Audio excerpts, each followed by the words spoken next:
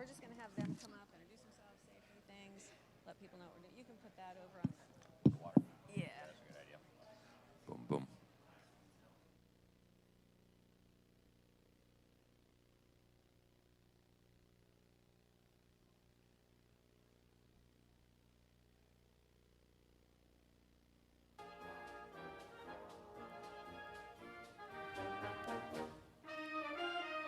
Live? We are live. Hello, everybody. We're going to do a little bit of a pregame action here. My name is Saga Stevens. And I'm Alex Newman. And welcome. Welcome also. We're going to give a big shout out to the people that are live streaming. Mel K Show is live streaming this. Hey, Mel K, you're awesome. We love you. Yes. Citizens Defending Freedom? CDF? CDF. Oh, wonderful. Hey, CDF, we love you too. Children's Health Defense. Oh, wow. Yeah, CHD. Yep. Good to see you guys. We love you too. Wow, and Ann, we love you, obviously. And, man, what a great crew. I know. And CCN from down in Venice. Hello, hello. So we're just going to kind of, as people are coming in and sitting down and things like that, just kind of a little pregame warm-up, if you will. Alex, for those that don't know, I can't imagine they don't. Also, Liberty Sentinel is also live streaming. Yes, that's right. We are live streaming as well, yep. Yeah, so tell us a little bit about yourself and Liberty Sentinel. So I'm a journalist. I've been doing this a long time, and what we do through Liberty Sentinel is we produce journalism for print publications, TV networks, radio, all kinds of stuff. And we have a free newsletter. People can sign up for that. We send out all kinds of important information so that people can stay happy, healthy, and free and protect their families. Oh, that is so good. I am Saga Stephen. I started an organization called Floridian Future. And Floridian Future, what we look to do is teach the grassroots and people how Tallahassee really works. Open up the doors, peek behind there, and get you a little bit familiar with the legislative process and system so that your voice as a grassroots, you can come together and have a bigger, stronger voice. So that's what we're here to do. We're going to have, it's going to be a great conversation. It's not really, I don't call it a show. It's kind of a hybrid kind of thing. We just, you know, they're not doing debates. They're not doing a lot of other things. And it's hard to get to meet the candidates. And you go somewhere, oh, we're going to have a speech, this, that, and the other. This is for you. This is for all of you, for you out there watching online. We have, a lot of people have submitted questions. For all of you here, you've submitted questions. We have fabulous experts here. And so we have 5 minutes. If some of you would like to come up and just say a word, Justin, Frank, we have different people here, which is great. And before we do that, Saga, why don't you tell us a little bit about Tallahassee? What's it like to operate in Tallahassee? I mean, all the Republicans around the country are looking at Florida, kind of jealous. That's true. So just give us a little bit of insight into what Tallahassee is like. Obviously kind of swampy, but maybe not as swampy as D.C. or... Well, to give it a Florida analogy, it's like a shark tank. It's like a shark tank there. Ooh. So I know when one of my favorite people to go up there with is Rebecca Ricks, who was supposed to be here, but she got sick. She won't. So when Rebecca and I go there, I call it trick-or-treating because it's like, you know, one door, all the House reps, all the senators. And the best thing to do, and they'll give you a 15-minute meeting. You're like, oh, I can't say much in 15. You can. And what you need to do is leave a one-page with them because you have to understand, these people, they're pastors, they're teachers, they're plumbers. These are real jobs that real produce things. Jobs. Imagine that. They're citizens that have been elected to supposedly serve the constituents. Supposedly. And caught that. Yeah. Yeah. And there's a lot of very, very well paid and funded lobbyists and corporations who try to get their agendas through, which probably are not what's best for Floridians. So billions of dollars flowing through someplace will do that. Yeah, yeah. Hey, I'll totally finance your whatever if you put this through. And we can get into that later, but not right now. But so in any event, because I had to learn about how Tallahassee works, and so what I want to do is to teach other people, go behind the scenes, interview people who are in those positions or who have been in those positions, and then also we interview people on higher up levels to talk about the different issues that are affecting Florida and Floridians, because if it's a national issue, it is affecting us on a state level. So there's a lot of things that, like I say, I want to empower the grassroots to give you a stronger voice, and you have to know where and how to use that voice. So that's what we do at Floridian Future, and that's a little bit. Trotter, come here. We're going to put you on the spot for a moment. Woohoo! Hey, Trotter. Trotter has been, I love Trotter. Trotter is my... Here, you can borrow my microphone. Thank you. So Trotter was a legislative aide in the House and the Senate. So can you give us just a little bird's eye view of what it's like to be behind the scenes in the House and the Senate? Hello, everyone. I'm Trotter. Nice to meet everyone. So for 2 months out of the year, 60 days straight, all of the legislators get together in Tallahassee and do just a 2-month run of handling all of the state business that they're required to handle. That's a budget. The state's budget is done during that 2 months, as well as all the bills that you have to do and pass laws for the state. So it's kind of just running like a chicken with your head cut off for 2 months in a row. It's a lot for both the legislators and the staff.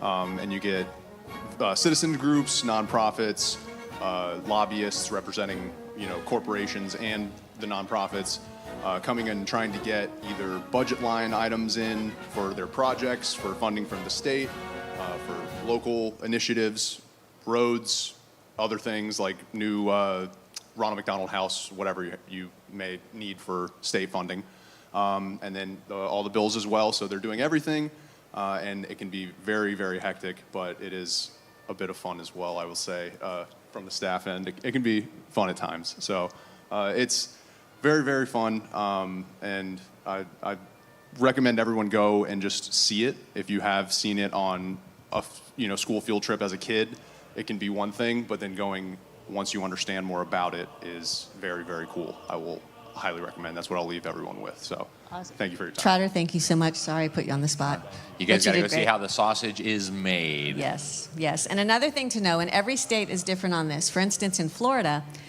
the House reps only get what we refer to as 7 slots. They can only put up 7 bills. Senators, totally different thing. So I know in Arizona, I think it's unlimited or something. But in any event, Floridian Future is very Florida-centric.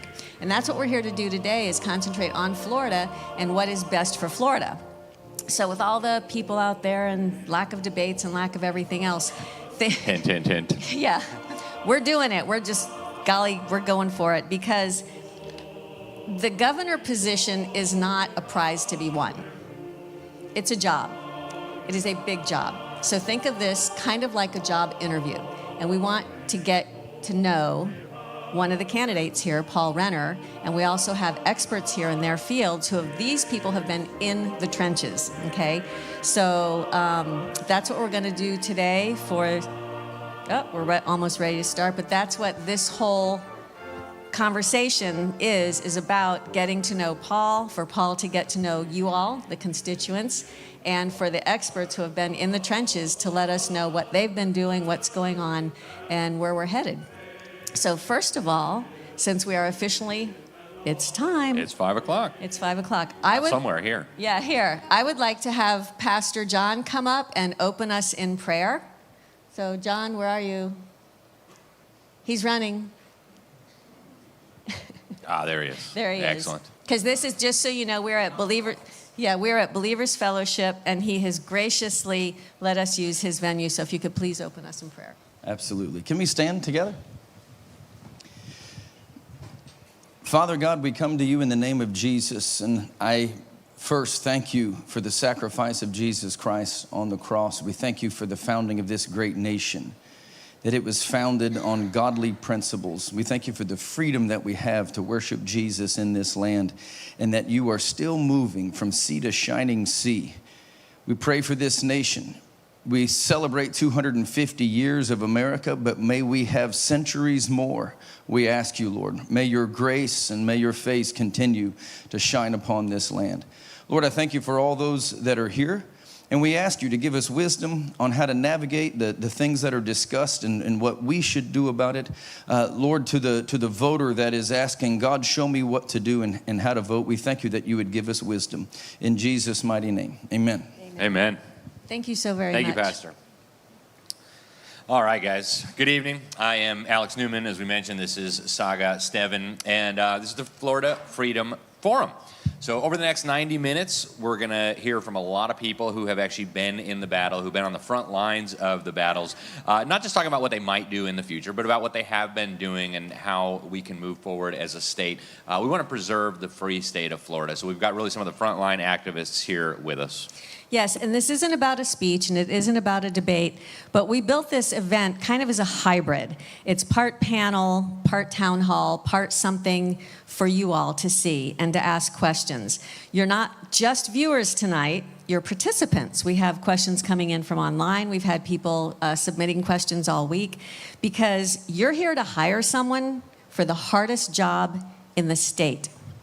And you deserve more than sound bites. You deserve real answers to real questions. So our next guest, our big guest for the evening, doesn't really need a long introduction. You all know who he is. He was, of course, the Speaker of the Florida House during one of the most productive legislative sessions. A lot of the key legislation that made Florida the free state of Florida happened under his watch. He has done a lot. He brought in tax cuts, some really strong child protections, some of the laws that really did make Florida kind of the envy of Republicans and conservatives across the country. He's also a Navy veteran. He served in 2 wars. He's a former prosecutor who put criminals behind bars, and now he is running to be governor of the great state of Florida. So tonight we're going to hear him speak, and we have 3 main areas. Paul is going to speak first, Speaker Renner. And what we want to know is what were your top 3 wins in the session of the century? Also, where is Florida still broken? And then also, what happens if the wrong person wins? So I'd like to introduce you all now to the former Speaker of the House and gubernatorial candidate, Paul Renner.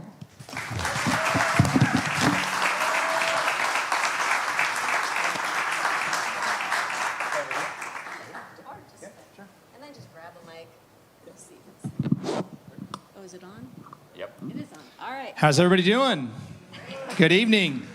Well, it's great to be with you. And the first question everybody should ask of every candidate is, why do you want to be governor? And the answer in this case is, I don't want to go backwards. And I remember 2018, we had the election results coming in. We didn't know whether we were going to have Ron DeSantis or Governor Andrew Gillum. And so God forbid if that had happened, if it had gone the other way. We didn't know that COVID was coming. We didn't know what else was coming our way, but we had a leader who is battle tested, ready to go. And that's what you need in terms of battle testing. Mine started at age 23 as a young naval officer, navigating through mine-infested waters and also leading a team to make sure we destroyed those mines, a team of about 5 people, that if something happened, it happened to us, not to our ship that was about a mile away. 20 years later, as a naval officer, a Navy commander, stopping foreign fighters from coming into Afghanistan to kill Americans. And of course, as a prosecutor, state prosecutor, stopping habitual and violent habitual offenders from getting another chance to create another victim.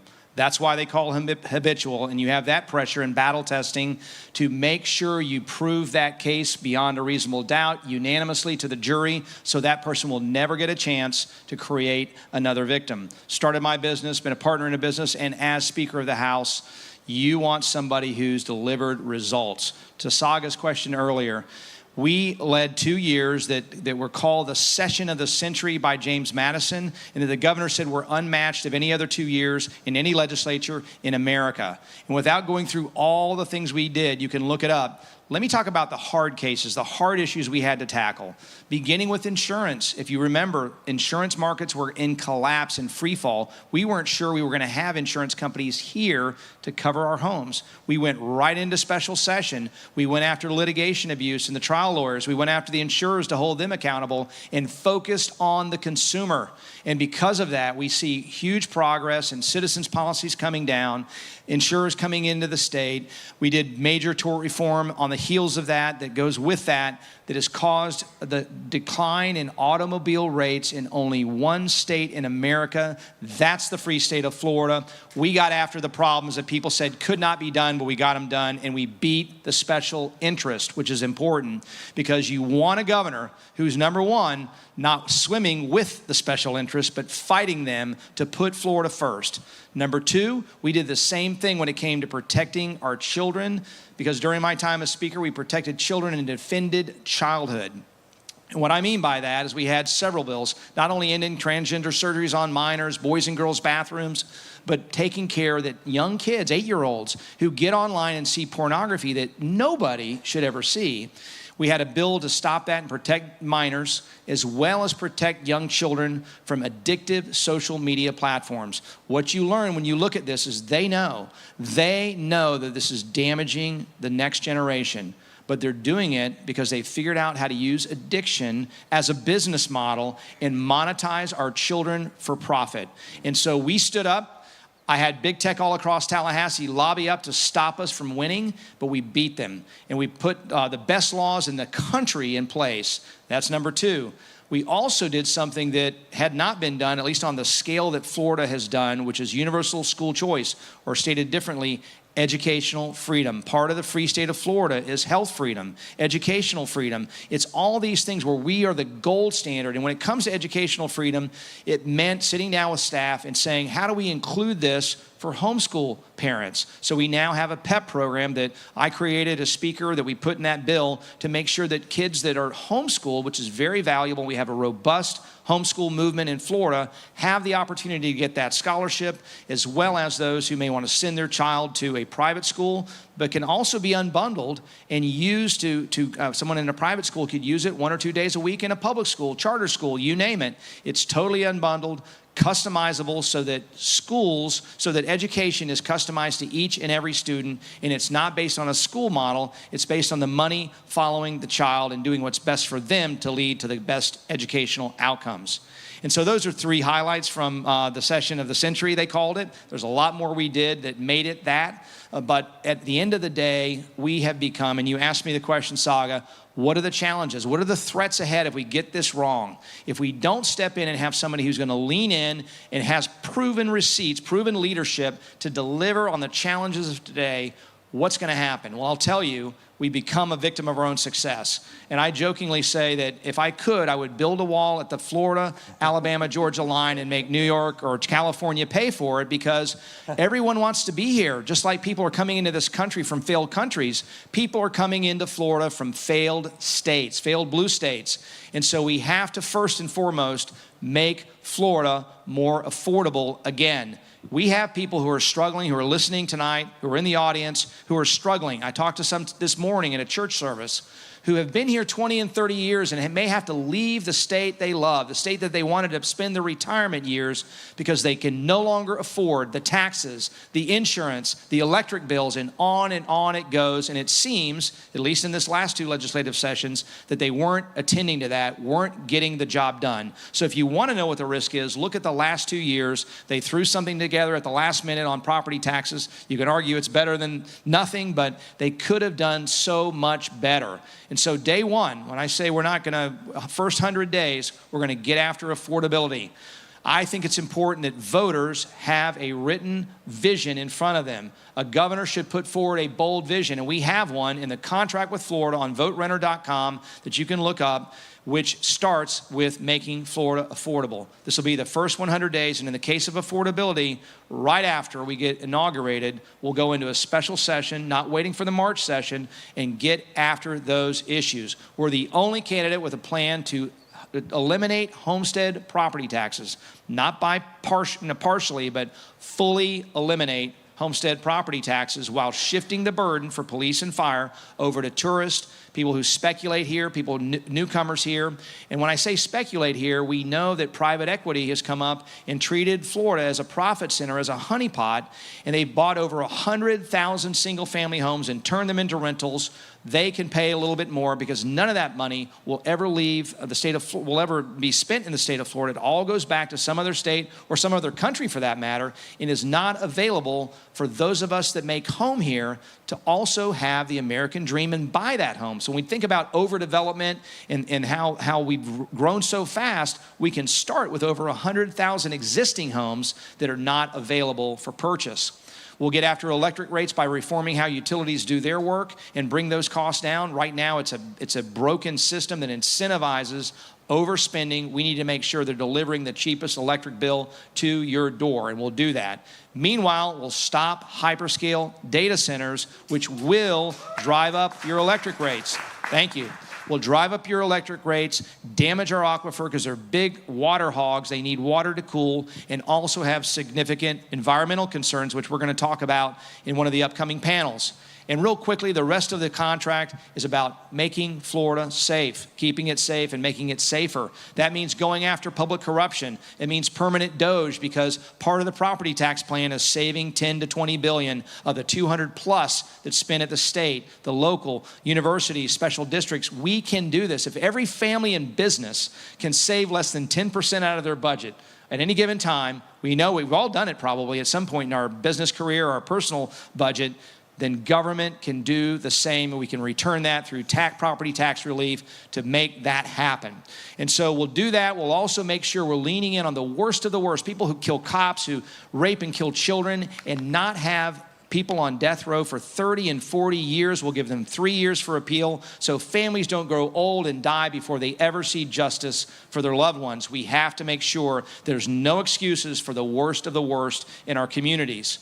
And we'll continue that same theory and same process for human trafficking and go after those networks to destroy those networks. We will not let you put a hand on our children, and if you do it when I'm governor, you'll wish you never came to our state. Number 3, we're going to take care of the health, freedom, and health of our citizens, as well as the health of our environment. That means no mandates. That means we put parents in control of their children's health and their mental health. We make sure we know what is in our food, and we're not destroying ourselves through processed food. I applaud the First Lady and Surgeon General Latipo for the work they've done to highlight that. It means we stop geoengineering in the air. We prohibit chemicals from going into our water. We hold in sacred trust our air, our water, our land. We will not just keep it as well as we found it, but better than we found it. I promise you that. We will not let a land remembered become a land forgotten on my watch as governor.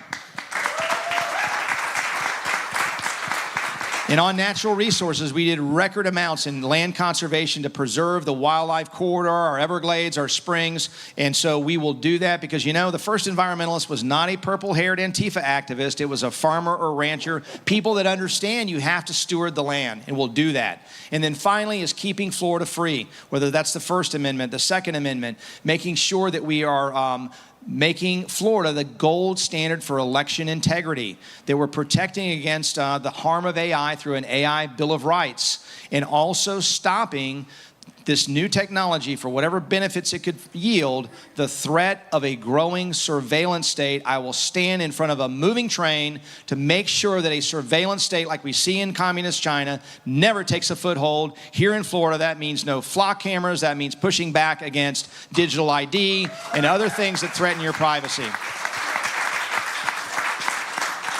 And finally, we want a governor who will run to the fight and not wait for a fight to come to them. Too many Republican governors sit on their hands and they wake up after Election Day, and some citizens initiative or some out-of-state billionaires have changed their state, whether it's an anything goes pot state, an anything goes abortion state, or pick the issue that you fear the most. They want to take Florida down. We need a guardian to protect it, and I joined the governor in opposing Amendment 3 and 4, in working on school board races to make sure we had common sense conservatives in those roles. The role of the governor should not be limited to what is within their job description in the four walls of their office. And we can't have a governor that just sits on their hands and signs a bill, vetoes a bill, and thinks about their next higher office or their next Fox News hit. We need a governor who's going to go after every single threat, the red and green threat as well, that poses a threat to the free state of Florida, and I'll always do that. And I look forward to having a lot of smart people, smarter than me, join me on the stage to talk about these issues. We have challenges, they have some solutions, and I look forward to welcoming them up to the stage to talk about how we can not only protect the free state of Florida, but make it even stronger. God bless you. Paul Renner, everybody. And you know, he's right. He didn't come alone. We've got a few people here joining us tonight, and these people have been in the trenches. They know these issues from the inside out, not because they've studied them, not as constituents, but as practitioners. They're going to help us dig very, very deeply into what's actually happened in Florida and what still needs to happen. So we've got some amazing people with us tonight, and we'll start with some of our panelists here. Tammy K. Clark, she is a health, safety, and compliance professional with more than 20 years of experience in industrial hygiene and occupational and environmental health and safety. Thank you, Tammy. We have Kristen Megan Kelly. She is an exposure scientist and industrial hygienist with 24 years of experience in occupational and environmental toxicology. We've also got Amy Vilela McBride. She is a National Health Freedom activist, executive director for the Global Wellness Forum.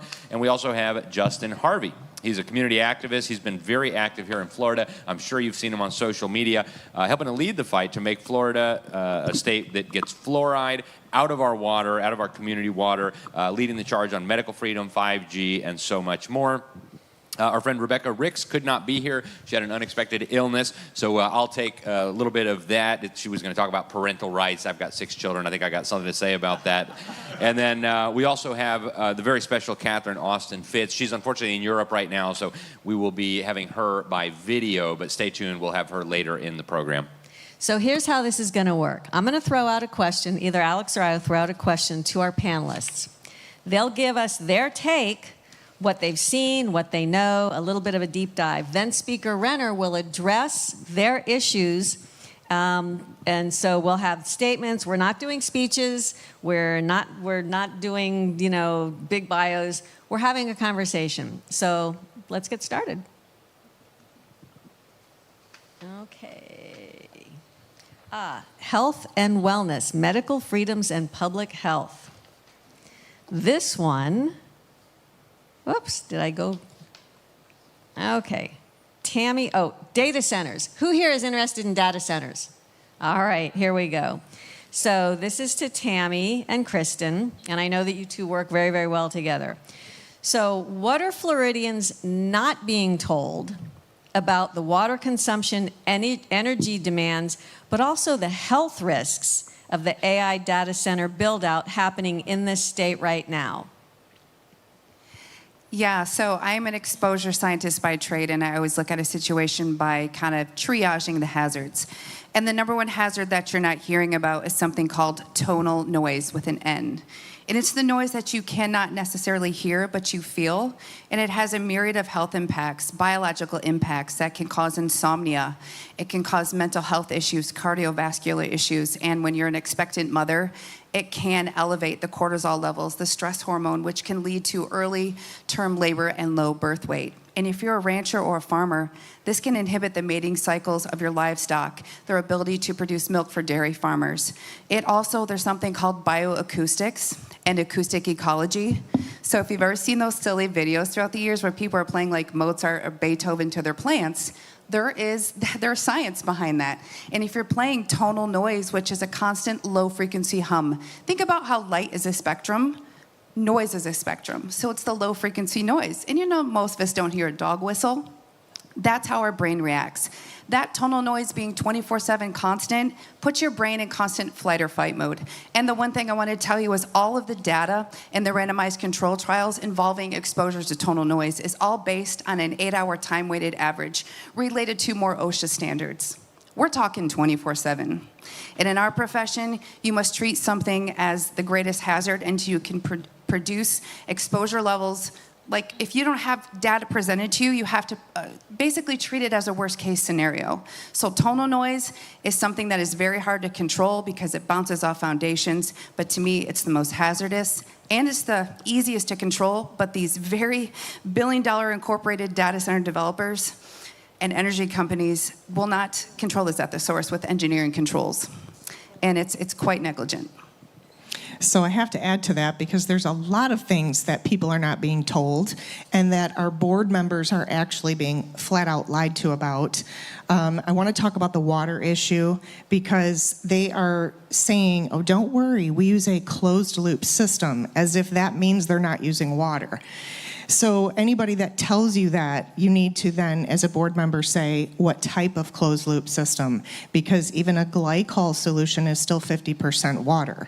And the water that travels through these systems picks up things like anti-scaling agents, biocides, anti-corrosives, and so every so often the operator has to completely purge the system and do what they call a blowdown, and then they have to replenish that. So unless they are using a fully synthetic or alternative cooling system, they're still using a lot of water. It's being lost through evaporation still, it's being replaced and replenished, and so it's something that they're playing a clever game of wordsmithing, trying to fool people who don't understand these design systems, and they don't understand how the engineering works, and they're getting away with it. So we need to be very educated, and we need to basically let them know, you can't access any of our water because alternative cooling systems do exist. If we're going to allow a data center in the first place, they don't need to be hyperscale because that technology is already outdated. The technology that we have today that exists has already made these hyperscale centers completely outdated. So number one, we should never allow a hyperscale data center. Number two, we need to ensure if they're a smaller standalone micro or standard system that has existed for decades, those are not the dangerous types of data centers because those are the systems that already exist to service things like financial institutions, banking institutions that collect and store data are required by law, medical facilities, things like that. Those are fine. Those do not create the serious human and environmental hazards. But if we're going to allow those types of systems to continue to be built, then we just need to simply tell them one of the requirements is you cannot access our municipal water, rivers, lakes, streams, aquifers, any of it. So there's a lot of things people are not being told. That's why we got involved to help provide this information, especially to state legislative bodies, county commissioners, and local planning and zoning board members. Wonderful, thank you. And before we go back to Speaker Renner, we're going to kind of combine two here. I got to ask, what is the intent behind these? We're, I guess, being told that it'll make better ChatGPT, cat videos, get your taco recipe more quickly, but it seems, at least to me, like there might be some ulterior motive. So speak to why they're doing this. And secondly, if you were advising a governor on how to handle this industry responsibly, how to deal with the economic consequences, the resource, the environmental consequences, what would you tell the governor to do? Well, I'll first tell you why this is happening. So first of all, I'm not against technology or innovations. I'm against rolling things out recklessly without looking for better outcomes. I'm a huge root cause person. Well, the investigations I have done is that you have Meta, Google, OpenAI, Microsoft, you have these joint ventures where they have a false bubble that they're pushing as an IPO. And there's a $525 billion contract, whereas if these are not installed and seeded in a certain amount of time, there's financial penalties. Well, that's not our issue. And the issue is there's a supposed race against China. Well, I can tell you that there's more data centers, hyperscale data centers in Virginia than the whole country of China. And China is already putting theirs in the ocean underwater. They've already discovered quantum computing, edge computing, and fractal technology when Tammy referenced this already being outdated. So it's just a false elevated bubble, and it is going to pop. And I think the biggest issue is people say, because I've used AI, hey, it tracks my macros. I'm not against the technology, but we don't need these giant hyperscales to get the same outcome. There are mass surveillance issues, which isn't related to health, but that is a true thing with flock cameras also. But the problem is saying that somebody can't use social media or even track your macros or get a recipe from AI or you're being a hypocrite. I've been accused of that. That's like saying you shouldn't eat food because I'm pro-regenerative farming and anti-glyphosate. It doesn't land. But if Tammy wants to speak to the recommendations to a governing body.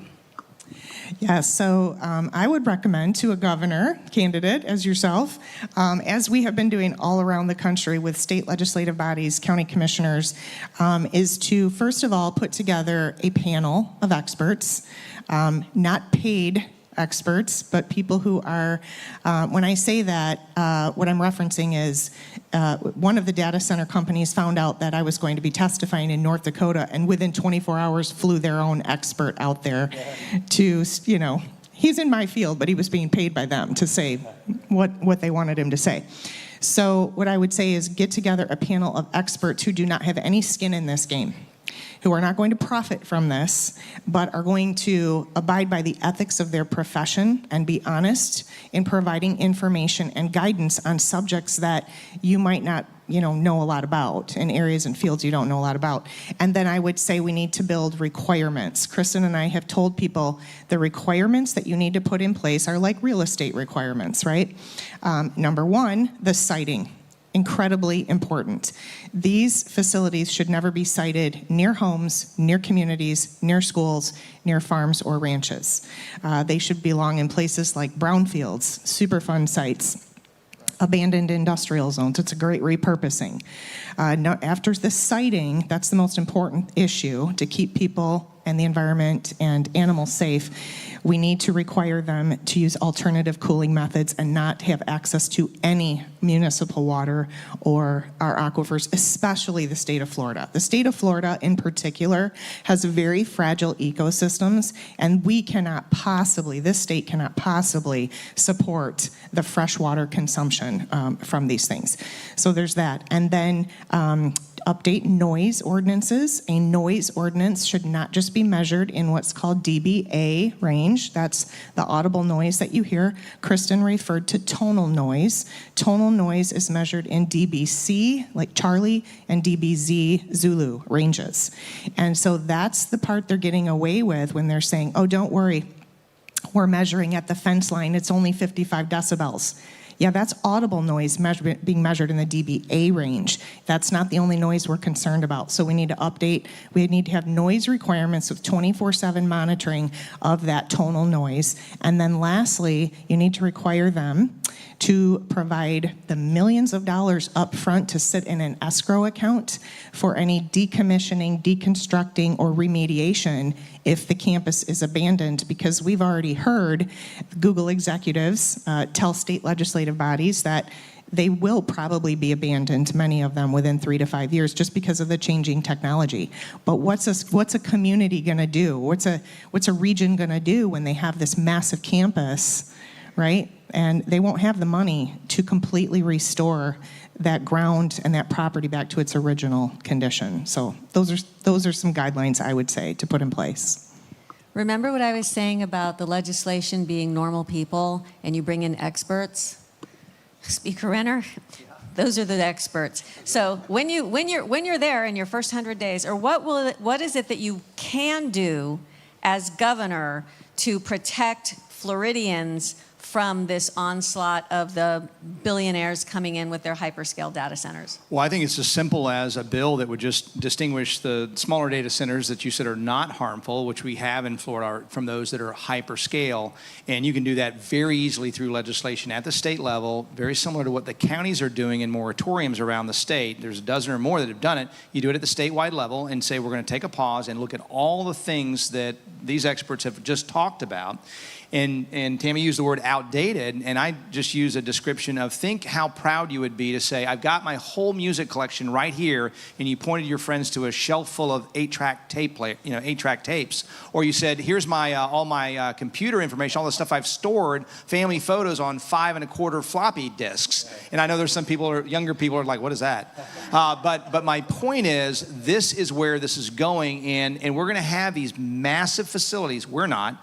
But other states are going to have these massive facilities that are instantly or already in the process of becoming outdated.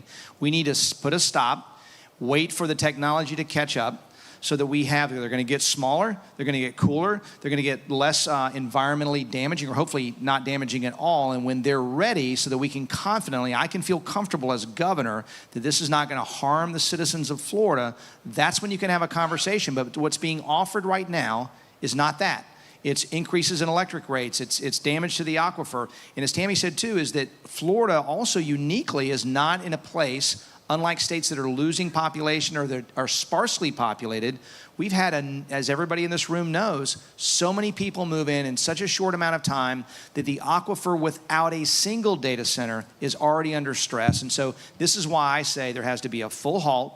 We need to ask all those questions, not build first, ask questions later. Thank you. Now we're going to go to the health and wellness segment, medical freedom and public health. And we have with us Amy Villela-McBride. And Amy is a national health freedom activist, and she's an executive director for Global Wellness Forum. So super, super smart. She's been in this arena for quite a while. So Amy, from where you sit, what's the biggest medical freedom threat facing Floridians today that, again, most people think is already settled, or how do we move beyond the branding with real health freedom policy that really matters? I think the biggest threat is that we are one bad election away from losing all of our freedoms. And this race right here for Florida governor is the most consequential race in the entire country, possibly the entire history of our country. Because as Florida goes, so goes the entire nation. So we stood as the beacon of freedom for the entire country. Governor DeSantis set that tone because of the hard work of Speaker Paul Renner to help architect the free state of Florida. And all of that could go away if we have, a bad candidate come into Tallahassee there. I also would say that goes with the state races as well, and the Senate and the House seats. So in 2019, there was a senator that was pushing the bill to get rid of religious exemptions. Well, she's now running again and likely will win her seat. So it's up to us as citizens, as Floridians, to show up, to be there at the county level, at our BOCC meetings, speaking out about the data centers, the moratoriums. It's up to us to make those relationships with our senators and our House reps, and to explain how important it is to preserve and to protect these freedoms so that we can keep Florida free. And I would say, to go beyond the branding, that's exactly what it takes. So there's a lot of people that, want to sit home and maybe be keyboard warriors and put their opinion out there online. This is the real world. These are people in your community. They're at our school board meetings. We see them at the parades. We see them in the grocery store. We see them at church. Get to know your elected officials, meet with them, speak with them, and share how these policies impact your family directly. I moved here as a medical freedom refugee, as a religious freedom refugee from a failed blue state of New York about 5 years ago, because my children lost their right to go to school because New York, got rid of religious exemptions. So Florida stands as a beacon of freedom, where we were trying to get the Medical Freedom Act passed these last 2 years that would expand that. So what that bill looked to do was to add a conscientious exemption, also require informed consent, so parents knew. At the end of the day, whatever decision you make for your families, that is up to you. It is your God-given right. It is your decision to make. It is not the government. And it certainly is not for special interest groups and big pharma, who get paid, by the way, to push that decision. So these are bills that we're still fighting for on the front lines here at the state level, and I know that Paul Renner will help us to get that through the finish line. Great, thank you, Amy. And continue, just one more quick question for you. What are some structural changes you think we could make that would stop another lockdown mandate nightmare scenario in the face of another real or manufactured public health emergency? At the end of the day, it comes to just protecting and defending our constitutional rights. It's really that simple. But in the Medical Freedom Act bill, we had a couple of things. It was going to end the sunset clause so that the ban, which we have right now on the no COVID vaccine mandates, would be permanent, so we would never be mandated that.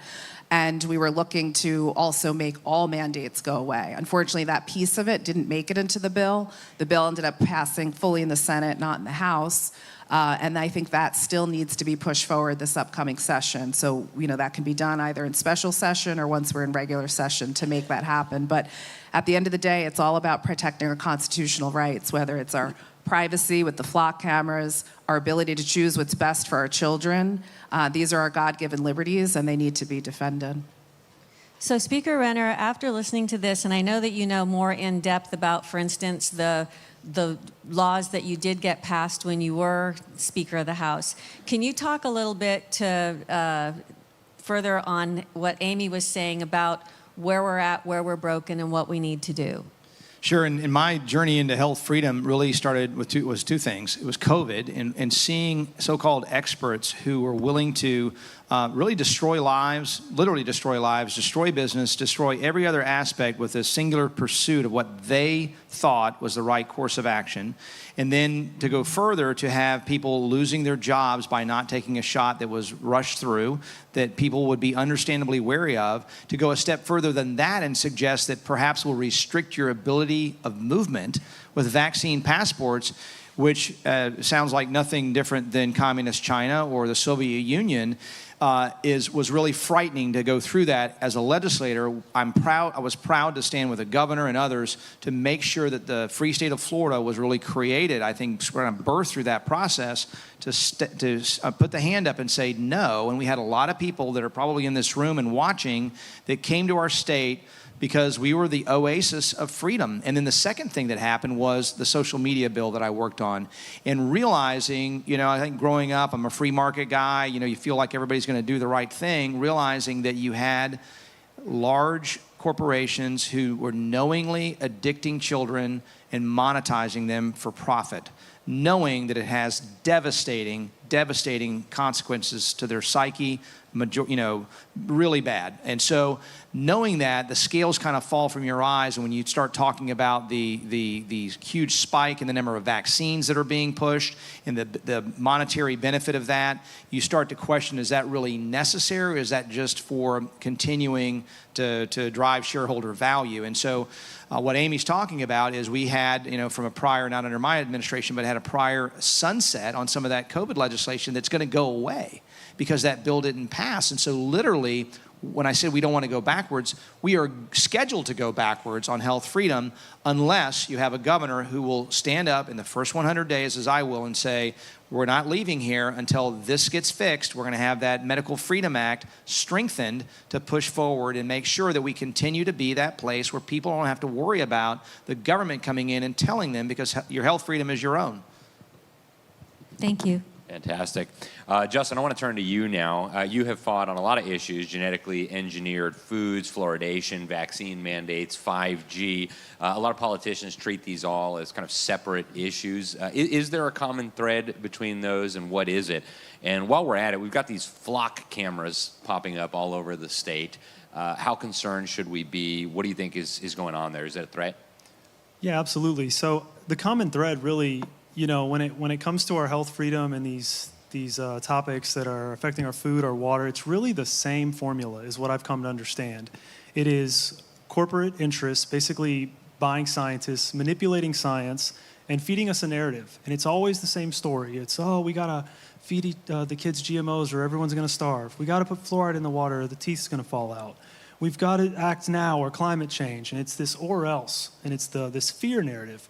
But once you see past that and drop it, you quit buying what they're selling, mentally and with your dollars, you can say no to this stuff. And you understand basically how they're poisoning us. And whether you think it's on purpose or not, I'm not even interested in that debate anymore. I just want to stop it.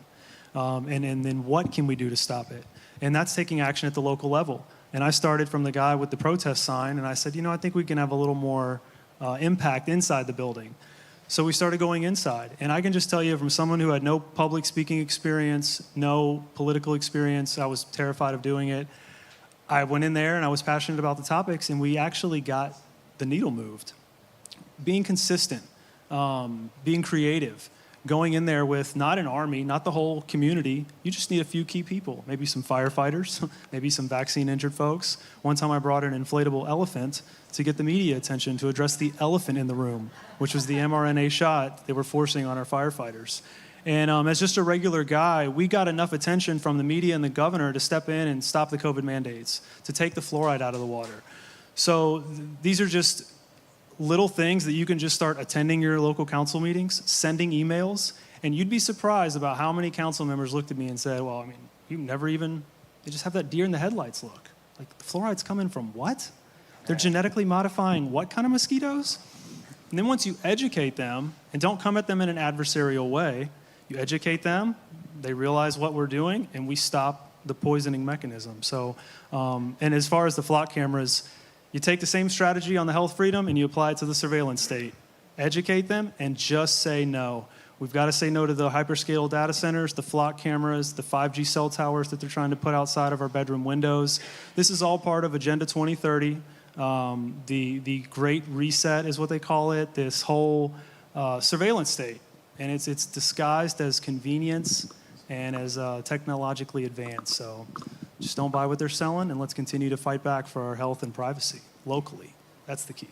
Justin, I'd like you to expand a little bit because I know that in you starting out, okay, this is bad, you've done deep dives on a lot of these issues and you have connected the dots and there's a lot to connect. And I don't think a lot of people have connected the dots or really realize the harm that can come to us, not only our freedoms, which is huge, also health issues, also just how it is really truly connected to a total surveillance system. And I know you know so much about all this. If you could expand a little bit more on the connecting the dots and the deeper dives. Yeah, there's a simple way I put it. It's kind of like they want us broke, sick, dumb, confused, divided. And when a society is like that, you can't fight back. You're not empowered. We don't even know what's in our food. We don't even know what's in these shots. We're just going along to get along. And the name of the game is control. And if you've controlled people and they're completely ignorant of what's going on around them, it's a lot easier to control them. And that's what the surveillance state is about. You know, the food is, yeah, it's about health, but it is about control. It's the same way. Well, there's one saying, you know, you control the oil, you control nations, you control the food, you can control the world. Maybe that's why they want to control the weather. You can, you know, make it have droughts in certain places. And that just is all comes back to the same thing. It's just trying to keep us disempowered and divided. But once you understand the deception and once you understand their game, like I said, the best thing I ever did was turn off the television and start eating organic food. And I'm like, what's so crazy about being a conspiracy theorist? All I did was stop watching the news and got real healthy. Now I go to the city council meetings and try to educate, you know, our mayor and stop the COVID shot. I mean, I don't see how this is such a bad thing. So, you know, wear it like a badge of honor when people ridicule you for it. You got to wonder why somebody would attack you for not watching TV and getting involved. It's just crazy. Paul, what are your thoughts on all these issues? You want to add something here?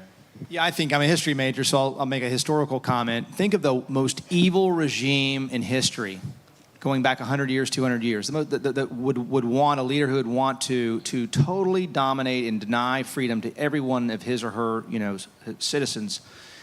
That person could not compare to someone who is mildly coercive with the combination of technology we have today. So the ability, the capacity to have a truly totalitarian state, to truly surveil, to truly manipulate, monitor, and control population at scale has never been greater. The technology, and I know we've made a lot of criticisms. I too see hope and optimism and things in technology that can do good things for us in every stage of technological development. But the point is that that's never been a time with technology where there's a greater ability for technology to control humanity. We have to assert, and as governor, I will always assert that humanity will set the guardrails for technology. Period. And we have to be diligent about that because many of the people who are pushing it do not share the same love of freedom, in my opinion, for those of us that are common everyday folks that want to live our lives the way we see fit. And that is what we have to commit to. We have committed to here in Florida. And that's why I say I'll stop sitting in front of a moving train if necessary to stop that kind of technology, even under mild forms of coercion, from destroying our society. Thank you very much. Now we're going to get into parental rights and school choice and medical freedoms. And yes, you are the expert. You have 6 kids and you homeschool. So if you could give us, because I know in the past several years, and because Rebecca has written some great legislation, I've helped her out there, go trick-or-treating, as I say, in Tallahassee, about parental rights and their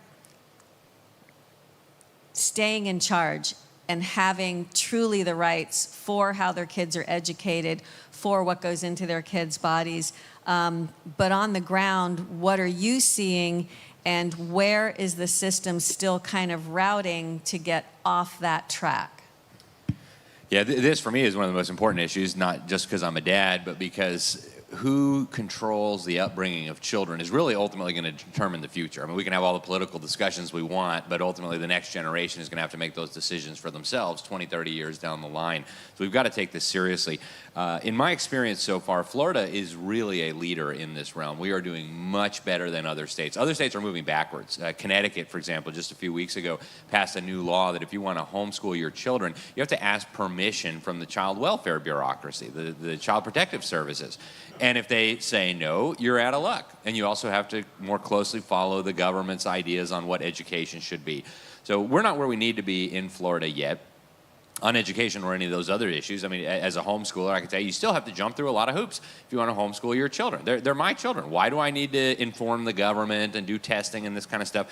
I don't like that, and I think there's a risk that we'll see more of that, especially now that there's government funding involved. There's going to be a temptation, because there will be scandals, and we're seeing this in other states. Oh, this parent's teaching their kids creationism or whatever crazy thing. And they will come then and say, well, if that's happening with public money, we've got to have control over that. So we need to really put some safeguards in place. And on the medical front, even though Florida is significantly better than almost any other state that I know of, we still have issues where some doctor thinks that he knows better than mom and dad, and then CPS gets called in, and it becomes a nightmare. Now, I think it's a lot better, again, in Florida than it is in other states, but we have a long way to go. You still have situations where schools are trying to hide information from parents. You have situations where government schools are ignoring the laws that we've passed to protect children from indoctrination. And all this stuff is still going on. People think Florida is some kind of oasis.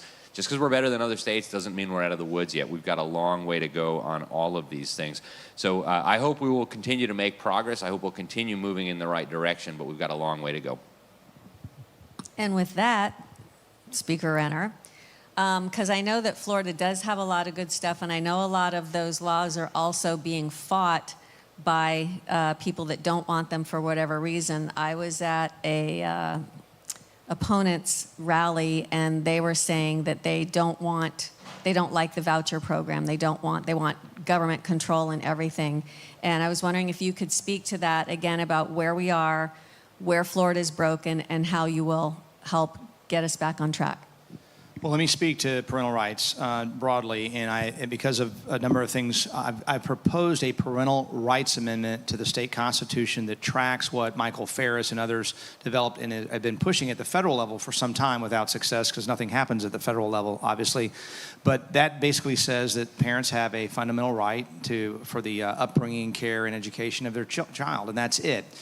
And I come to that conclusion for two reasons mainly. Is during the debate over educational freedom, the Educational Freedom Bill, we created the PEP program for homeschool parents that wanted to have that, but many do not. They don't want to touch government money because of the fear that Alex mentioned, and that's a legitimate fear. So how do you protect them is one reason why we need this amendment. And secondly, and it was also alluded to, is today we have a unique circumstance where historically the government would take a child away that's being abused.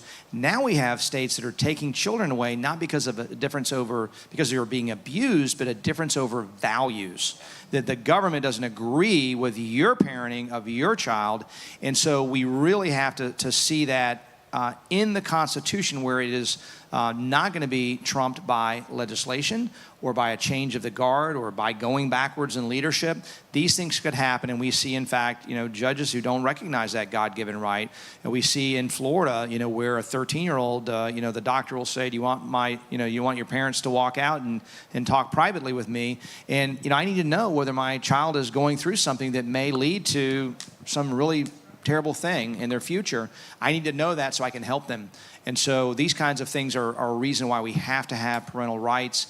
And Saga, your last question about educational freedom was about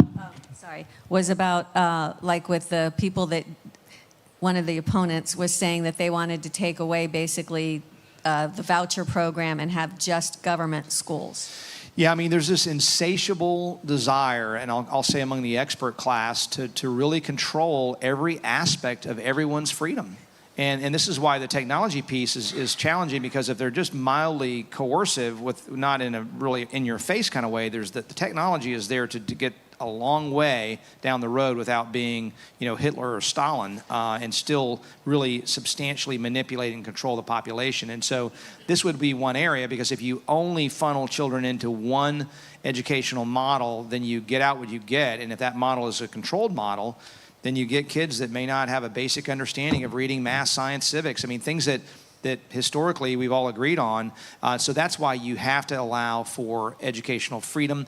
What will happen with good parenting is you'll send your child where they get the best education possible. That may be a public school, and that's fine. We want our public schools to be world class, but it may not, and depending on where you are and what that school looks like. But you should have the right as a parent to do those things. And educational freedom, our bill is beautiful in the sense that it allows you, for example, to be a homeschool mom or dad, and maybe you're Monday, Wednesday, Friday, you're at home the whole time, but maybe Tuesday, Thursday, you send your child to a physics or chemistry class at your public school, and you can do that, and you can negotiate with your public school or a charter school or a Christian or Jewish school or whatever your heart desires to get the best education for your child. And nobody knows your child better than you do, and that's the main point that needs to be made across the board on parental rights is we know our kids. We know their facial expressions. We know what that means. Does that mean you can wait 15 minutes, or we got to pull over right now and you got to go?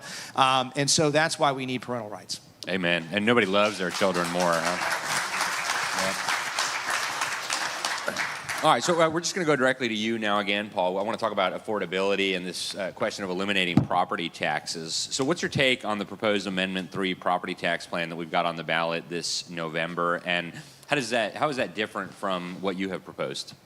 Well, what I proposed, I think, is better because it's more benefit. It truly eliminates homestead property taxes for anyone, a $1 million exemption. So anyone who's assessed value, not fair market value, assessed value under $1 million would pay no taxes. Homestead. And we also have help for small businesses as well as renters, because I think this needs to be an everybody wins, has to get to 60%, but you should never undertake such a big move unless people at the back end of it say, this was a great move. This was a great move. You can't create brand new winners and losers where some people do very, very well, but some people really get crushed, whether that's individuals, families, government, whatever it is.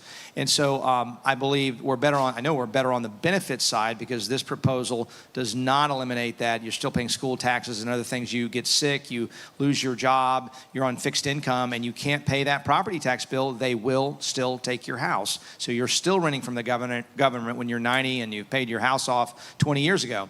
Additionally, one size fits all does not. And so if you're in a fiscally constrained county or in a situation where you don't have any replacement for that, you may have to cut cops, firefighters, these kinds of things, schools. So in my proposal, we have replacement taxes if and as much as needed. Hopefully it's mostly savings that I think can cover all the homestead piece. But if we're going to do small businesses and renters and have this very robust historical tax cut, then we can tax more on people who vacation here, people who speculate here, and people who are new into the state of Florida, which is a responsible way to pay for those core services while not putting the burden on people who make Florida home. And when I talk about Florida first, fundamentally it is about only caring and working as hard as everybody else in this room does every day to take care of people who make their living and their life here, and that's it. Now, I know that when DeSantis proposed his Amendment 3 now, his tax bill, and then it went through the process it went through, that you all will learn about how Tallahassee works, and he said they gutted it. And so when he was asked recently about what he thought about it, all he said was, well, it's still basically good, however, other things can be fixed down the road. Now, for me, that sounds like, okay, well, let's vote no and put something that's good up. So what is your take on what has been proposed as opposed, and again, why would you vote yes on something and then, okay, we have to change this, and as opposed to just voting no? So if you could talk a little bit about that. And I'm never going to tell anybody in this room or listening to vote no on this proposal, but like the governor, I wouldn't be out campaigning for it because it was thrown together at the last minute. The legislature, the folks that replaced me in that side of the House, waited a year and a half of 2 years to get around to doing anything, and then they did something in 3 or 4 days. This is a major, major change. And to do it in a wrong way is going to cause a lot of anger, a lot of frustration. It doesn't have any caps or guardrails, for example, around local government. What's going to happen practically is if this passes, local governments will take one tax you don't like and give you 20 or 10 or 20 taxes you don't like. That's what's going to happen. So you have to have that. My proposal would put caps that track population growth and income. Government should never grow faster than our incomes, yet that's exactly what's happened with property taxes. They've nearly doubled in the last several years. They've grown substantially 2 to 3 times our incomes. That is morally unacceptable. And so as governor, we will absolutely have property tax reform. And if we have to adjust it, build on it, if it passes, so be it. But, and again, I saw a gentleman this morning who you could just see in his eyes is desperate to have some relief. And we can give that relief through some legislative actions that we'll take in those first 100 days. But it broke my heart because he was counting on this legislature to take 2 years to vet it, to talk to people and get it right. And they should have done that. They did not do. The governor's right. They gutted his proposal, which I supported.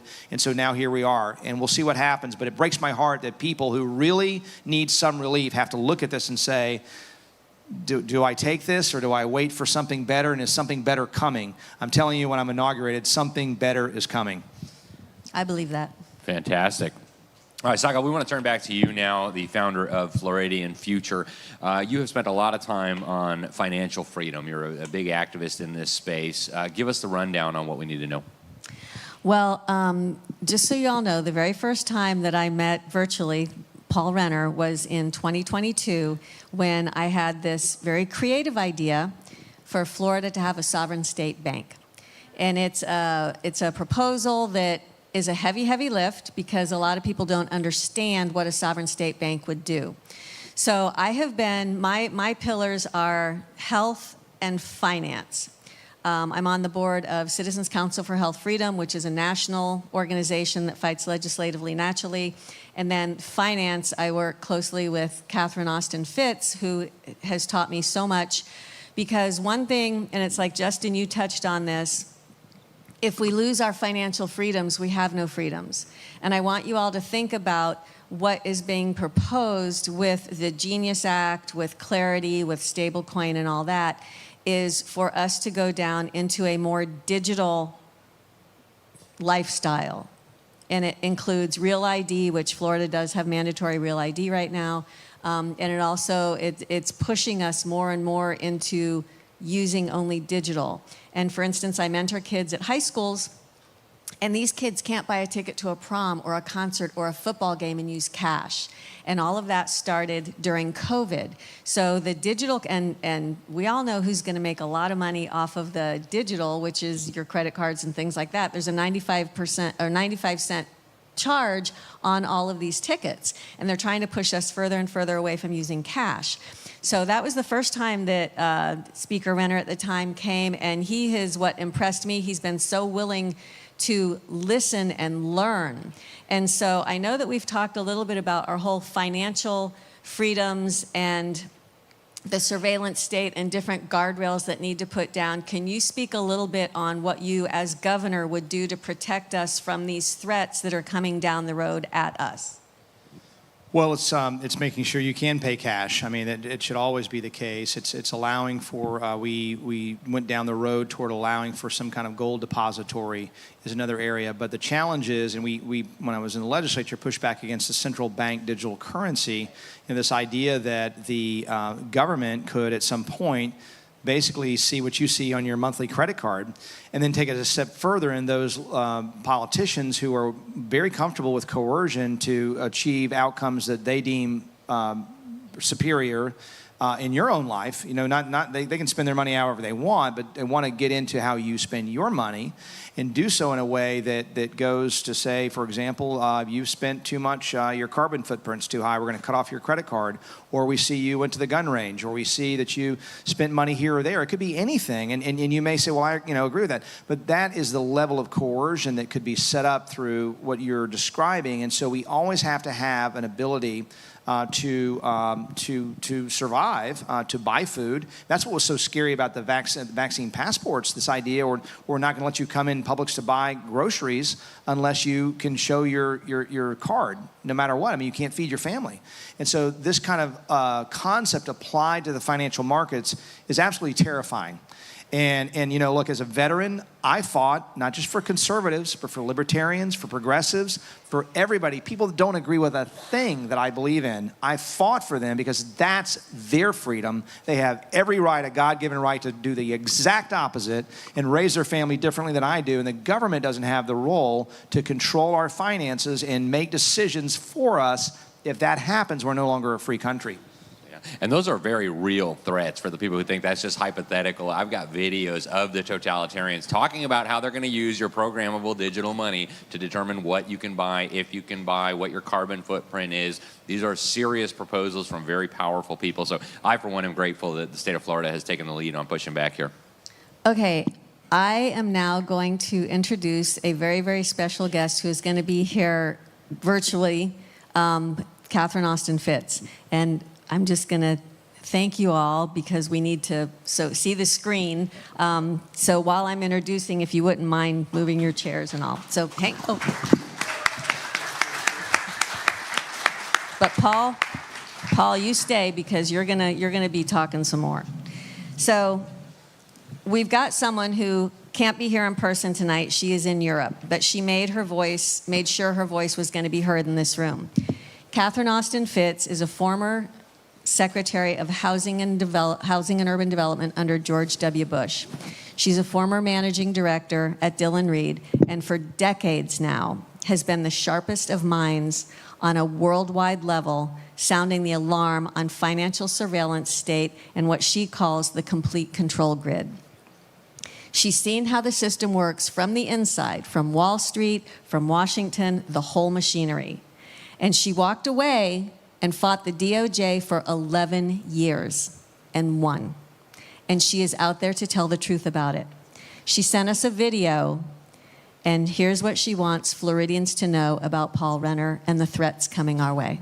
If you could play the video, please. Ladies and gentlemen, my name is Catherine Austin Fitts, and I'm delighted that Saga has asked me to say a few words about Paul Renner, who's running for governor of Florida.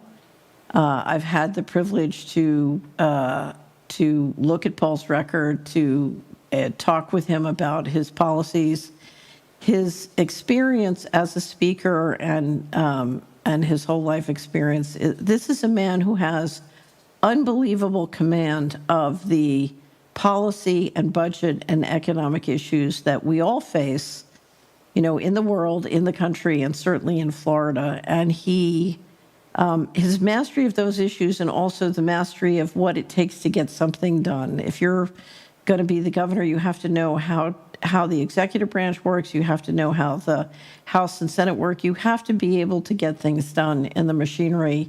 You have to understand the constituencies and how they work together. His understanding is profound. He's clearly an extremely capable, intelligent person. And certainly as someone who just gets on the phone with him and talks about what about this, what about this, what about this, his ability to build pathways to accomplish things is tremendous.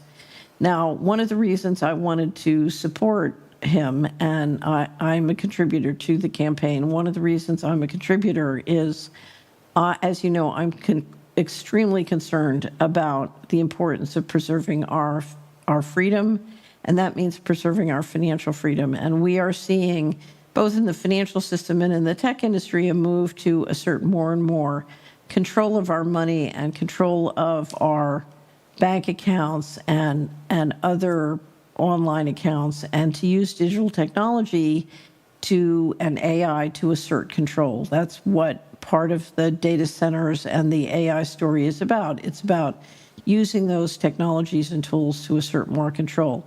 One of the things we need to do in the United States is put up legislative guardrails against that. And Florida has been a leader in doing that. They were a leader in coming out against CBDCs, thanks to Governor DeSantis. Has been a real leader in protecting financial freedom and stopping onerous terms and conditions coming in from the federal government as an example of that. So very much Florida leading in financial freedom. And when I come to Florida, Solari has many groups and we'll come and have a meet and greet. And what I discover is people from all over the world have come, and all over the United States have moved to Florida because of Governor DeSantis' leadership in freedom, especially during the pandemic. And so many, many people have come or appreciate the freedom that they've enjoyed. Many small businesses, small practices, small farms survived the pandemic thanks to that kind of protection from the governor's office.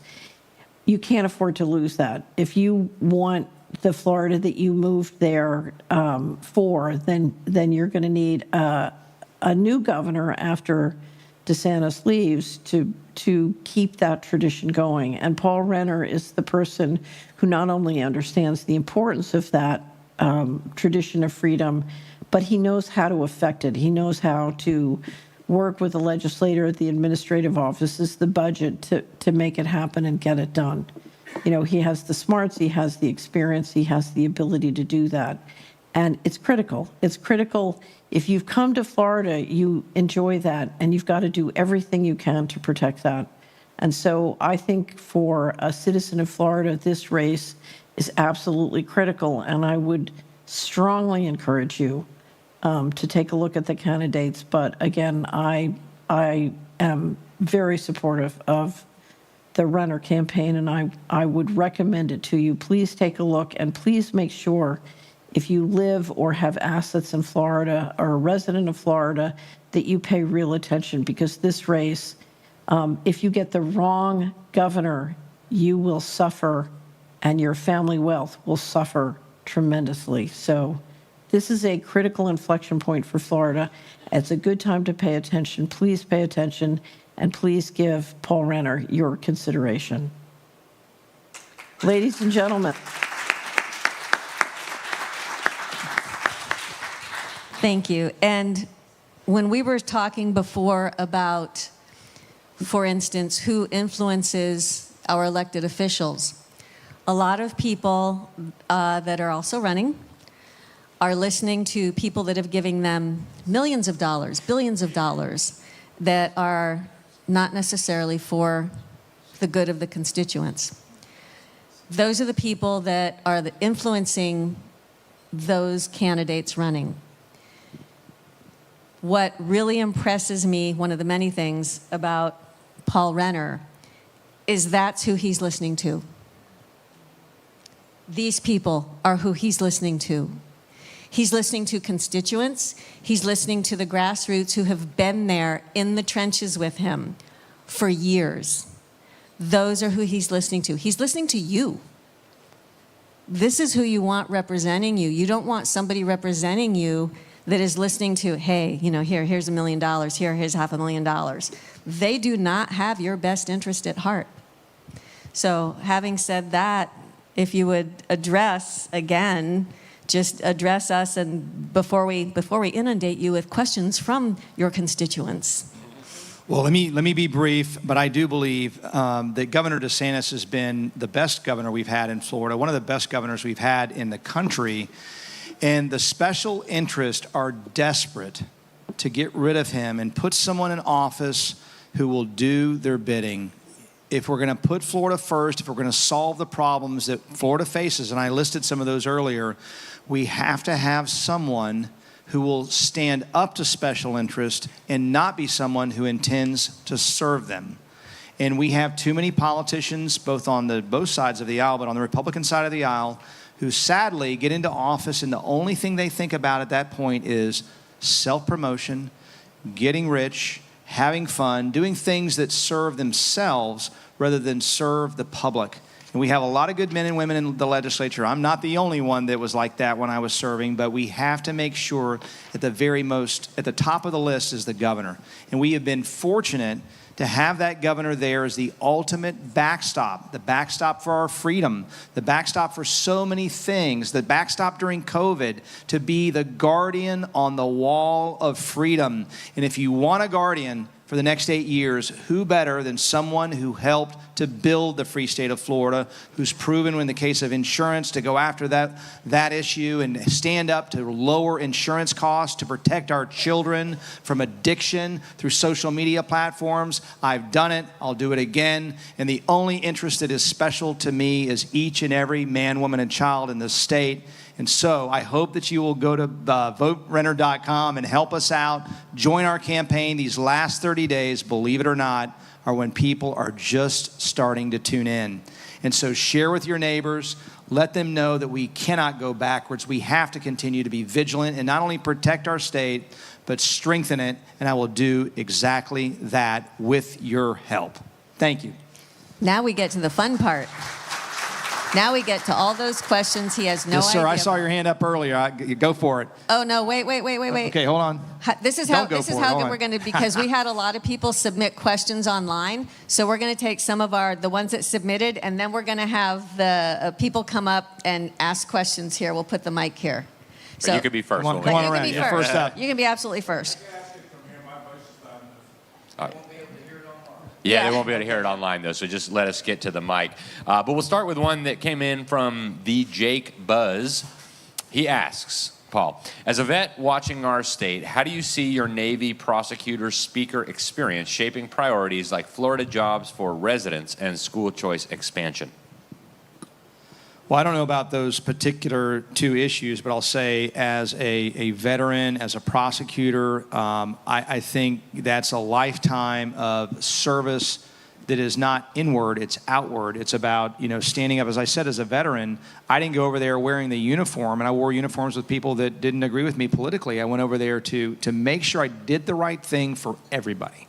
And so I think that's what sets that apart. Same thing as a prosecutor. I didn't say to a victim, well, let me see, are you a Democrat or a Republican before I decide how hard I want to prosecute this case? And so you do the right thing every single time, and I think that's, as a military man, it's about mission. Mission. It's never about you. It's about the people you serve and serving the mission. And we have a lot of critical issues that we talked about before, including educational choice. And what was the other one he mentioned? Jobs for Floridians. Jobs for Floridians. I can tell you, apart from that background, for jobs for Floridians, we have to continue to keep our taxes low. I think the property tax will help that change. We have to make sure that for younger generations, we're not having, I've been clear, I don't believe that the H-1B visa program is working. I hear too many stories of people who are being trained by foreign workers only to be fired so those foreign workers can work at a lower rate. We'll have Florida jobs for Florida residents when I'm governor. There will be no H-1Bs in state employment, no H-1Bs when it comes to state contracts. We have to do that. We also have to make sure when it comes to jobs for the future is that young people go into a graphic design degree as a freshman, and by the time 4 years later, we talked about AI. And is it progress? I see the progress, but it wasn't progress for that child who in 4 years later has no job prospect because now you can go on and say, I want to have a bar. I want to have a dog as my, as kind of my motto up there, the drinking a beer. And so AI can spit that out in seconds. And so that young lady who spent 4 years at University of Florida, true story, has no job prospect. She's working in a bakery. And so we have to make sure that we're adjusting for technology. It's coming. I'm not going to try to pretend it's not coming, but we have to adjust for that to make sure that the jobs of the future are there for young people especially who are very discouraged, very worried because today the average age for your first home is 44 is what I've been told. And so that's not good. I bought a home in my 20s with not a lot of money. And so we need that kind of America, that kind of Florida. And I know I've talked to John and others about how can we do that? How can we bring housing costs down beyond what I've talked about? And there's ways that we can do it that will really, really help people. And then obviously encouraging, I like what Tammy said about bringing in technology into brownfields. Forget about taking up pristine land for these 1.0 versions of hyperscale data centers. How about bringing in things that can claw back from China, things that we need, semiconductors as an example, and putting them in existing locations that are unused right now, where we have capacity. We don't need to build anywhere. We have the capacity now. Let's bring that in with high-paying jobs, and we'll focus on that as well. Okay, another one of our questions that was submitted, and a lot of these are around the same theme, so we kind of put them together, is how can local and state governments protect religious freedoms while ensuring that no religious legal system, including Sharia law or any other, supersedes U.S. law, and how can elected officials address concerns about foreign influence or religious extremism while protecting the constitutional rights of all Americans?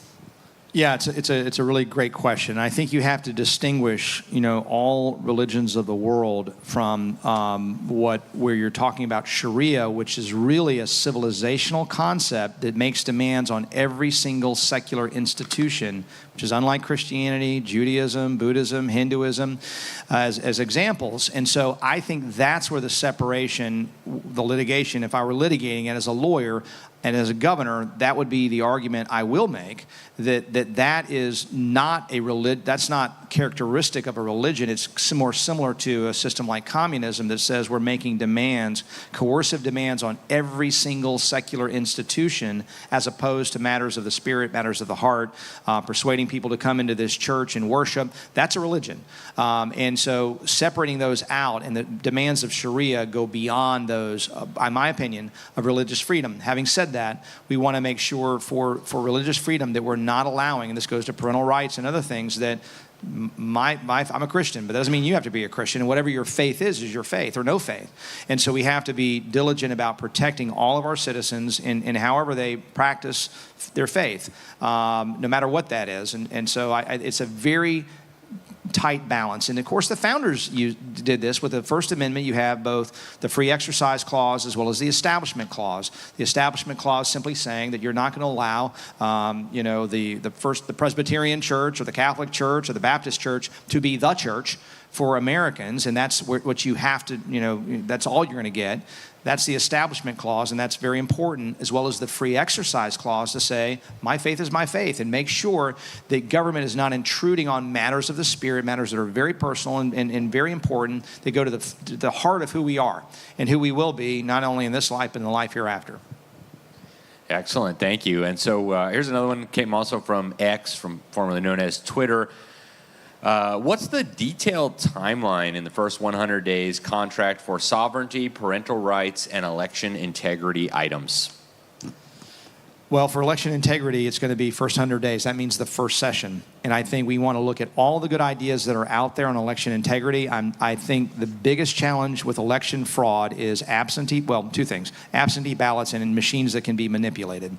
The absentee ballots, because you lose chain of custody as a prosecutor. If I'm prosecuting a drug case, I've got to have an officer who says, I got it from the defendant, I took it to the locker, I locked the locker, I brought it back, I took it to the guy who tested it and said, yeah, that's cocaine.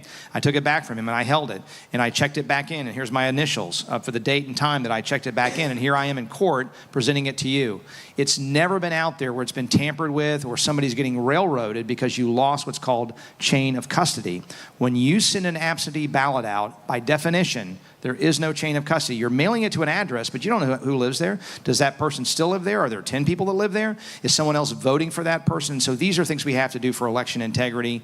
And the same thing with machines, and make sure that there's no capacity to manipulate the outcome of that. And the president, I didn't get to hear his remarks the other night, but has alluded to efforts, certainly in Venezuela, that have happened to manipulate machine counts to make sure that Maduro or Chavez was always the winner. You asked about sovereignty. What was the other thing? Sovereignty and parental rights. Well, parental rights, I think, first and foremost, is putting up in that first 100 days that states that parental rights amendment to the Constitution. Now, you have to wait until 2028 for it to pass. It's got to reach 60%. I will go out and fight for that. It's very simple. I don't think it should be controversial. And it simply, sets up parental rights as a fundamental right. And it can be overcome for cases of abuse or things we would all agree in this room and on watching live that mean you're not a good parent. And there are cases in which children do have to be taken away from their parents, sadly.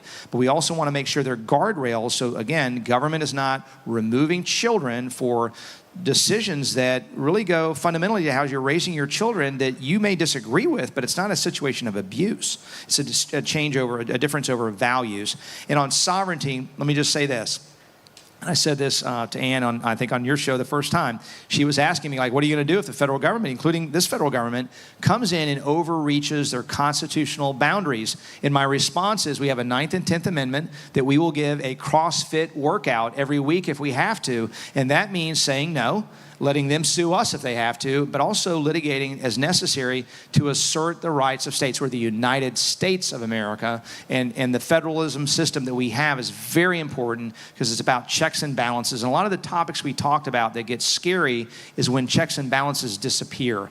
I'm a big believer, and again, I'm a conservative, a Christian, but I'm a big believer is you better check everybody. You better have checks and balances on everybody, because we just see too much history where anybody gets too much power, it doesn't go well. This one is for that someone submitted online. After personally experiencing the devastating consequences of unverified digital evidence, I began advocating for Melissa's Law, a proposal to strengthen standards for authenticating electronic evidence in the age of AI. Today, convincing text messages, screenshots, emails, images, audio, and even video can be fabricated in minutes.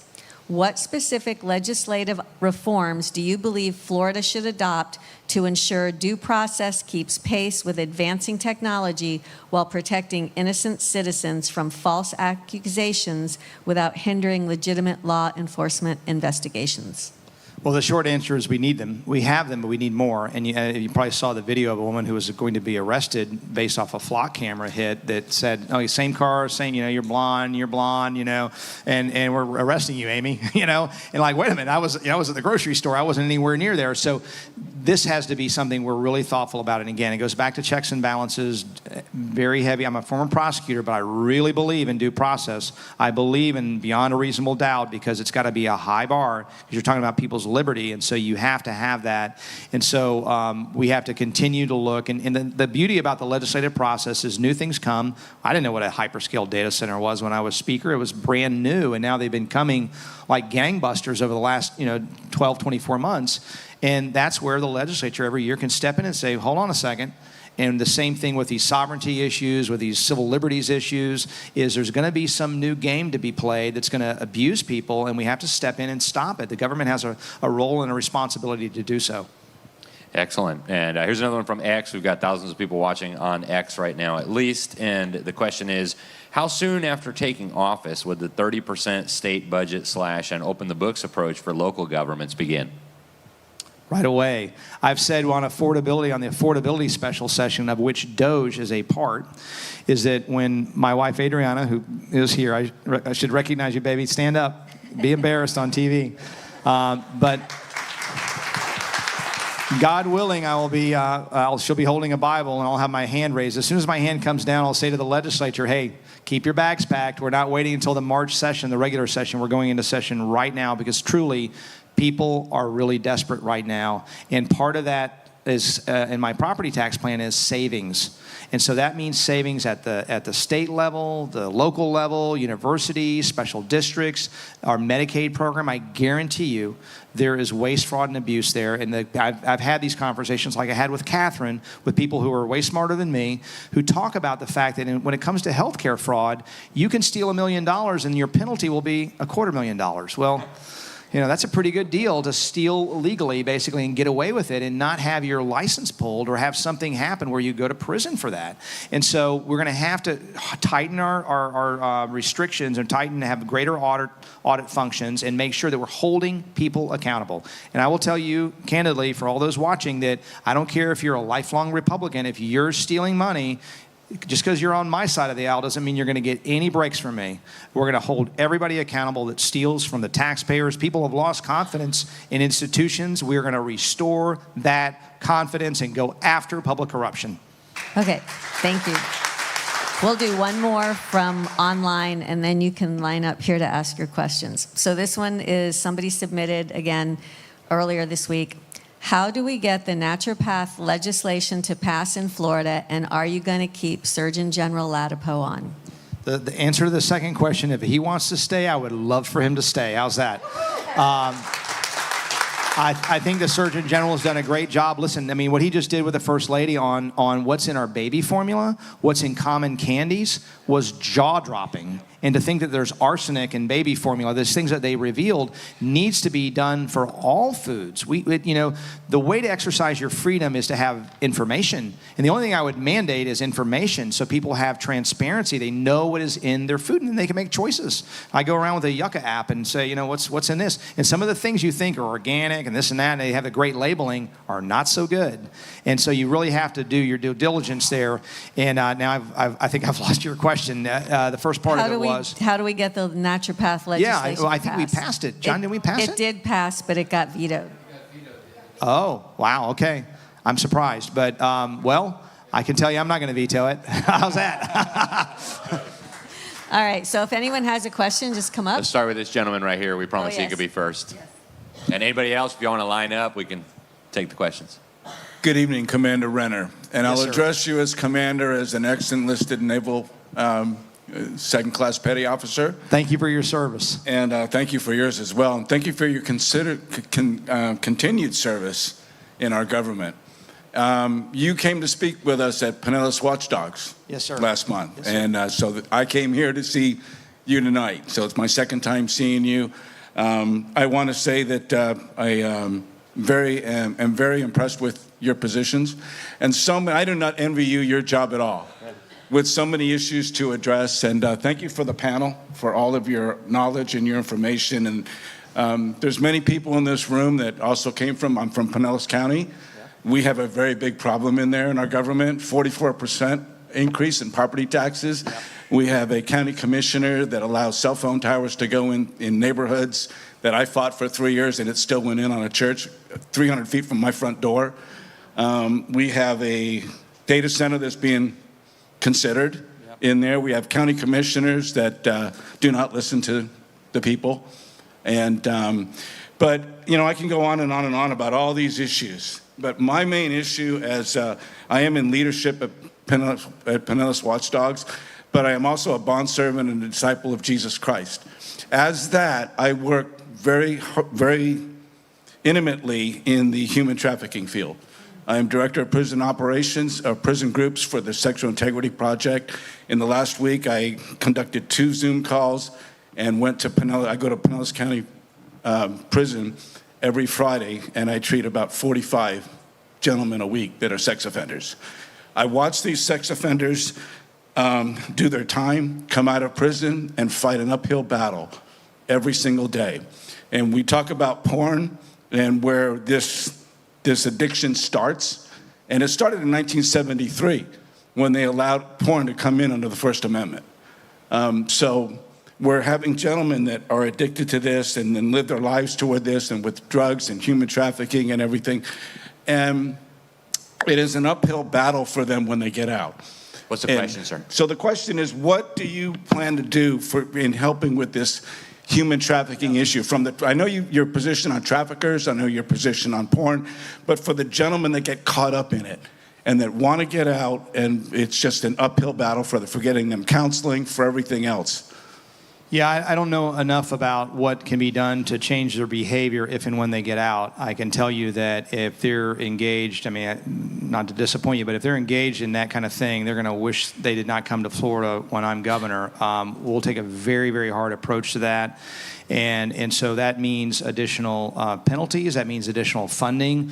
Compared to domestic violence, which we've done properly a lot to give a lot of visibility to stop that from happening, we are significantly underfunded, relatively speaking, with human trafficking, both in terms of investigators who cannot get after real-time cyber tips of real boys and girls that are being groomed by the worst of the worst.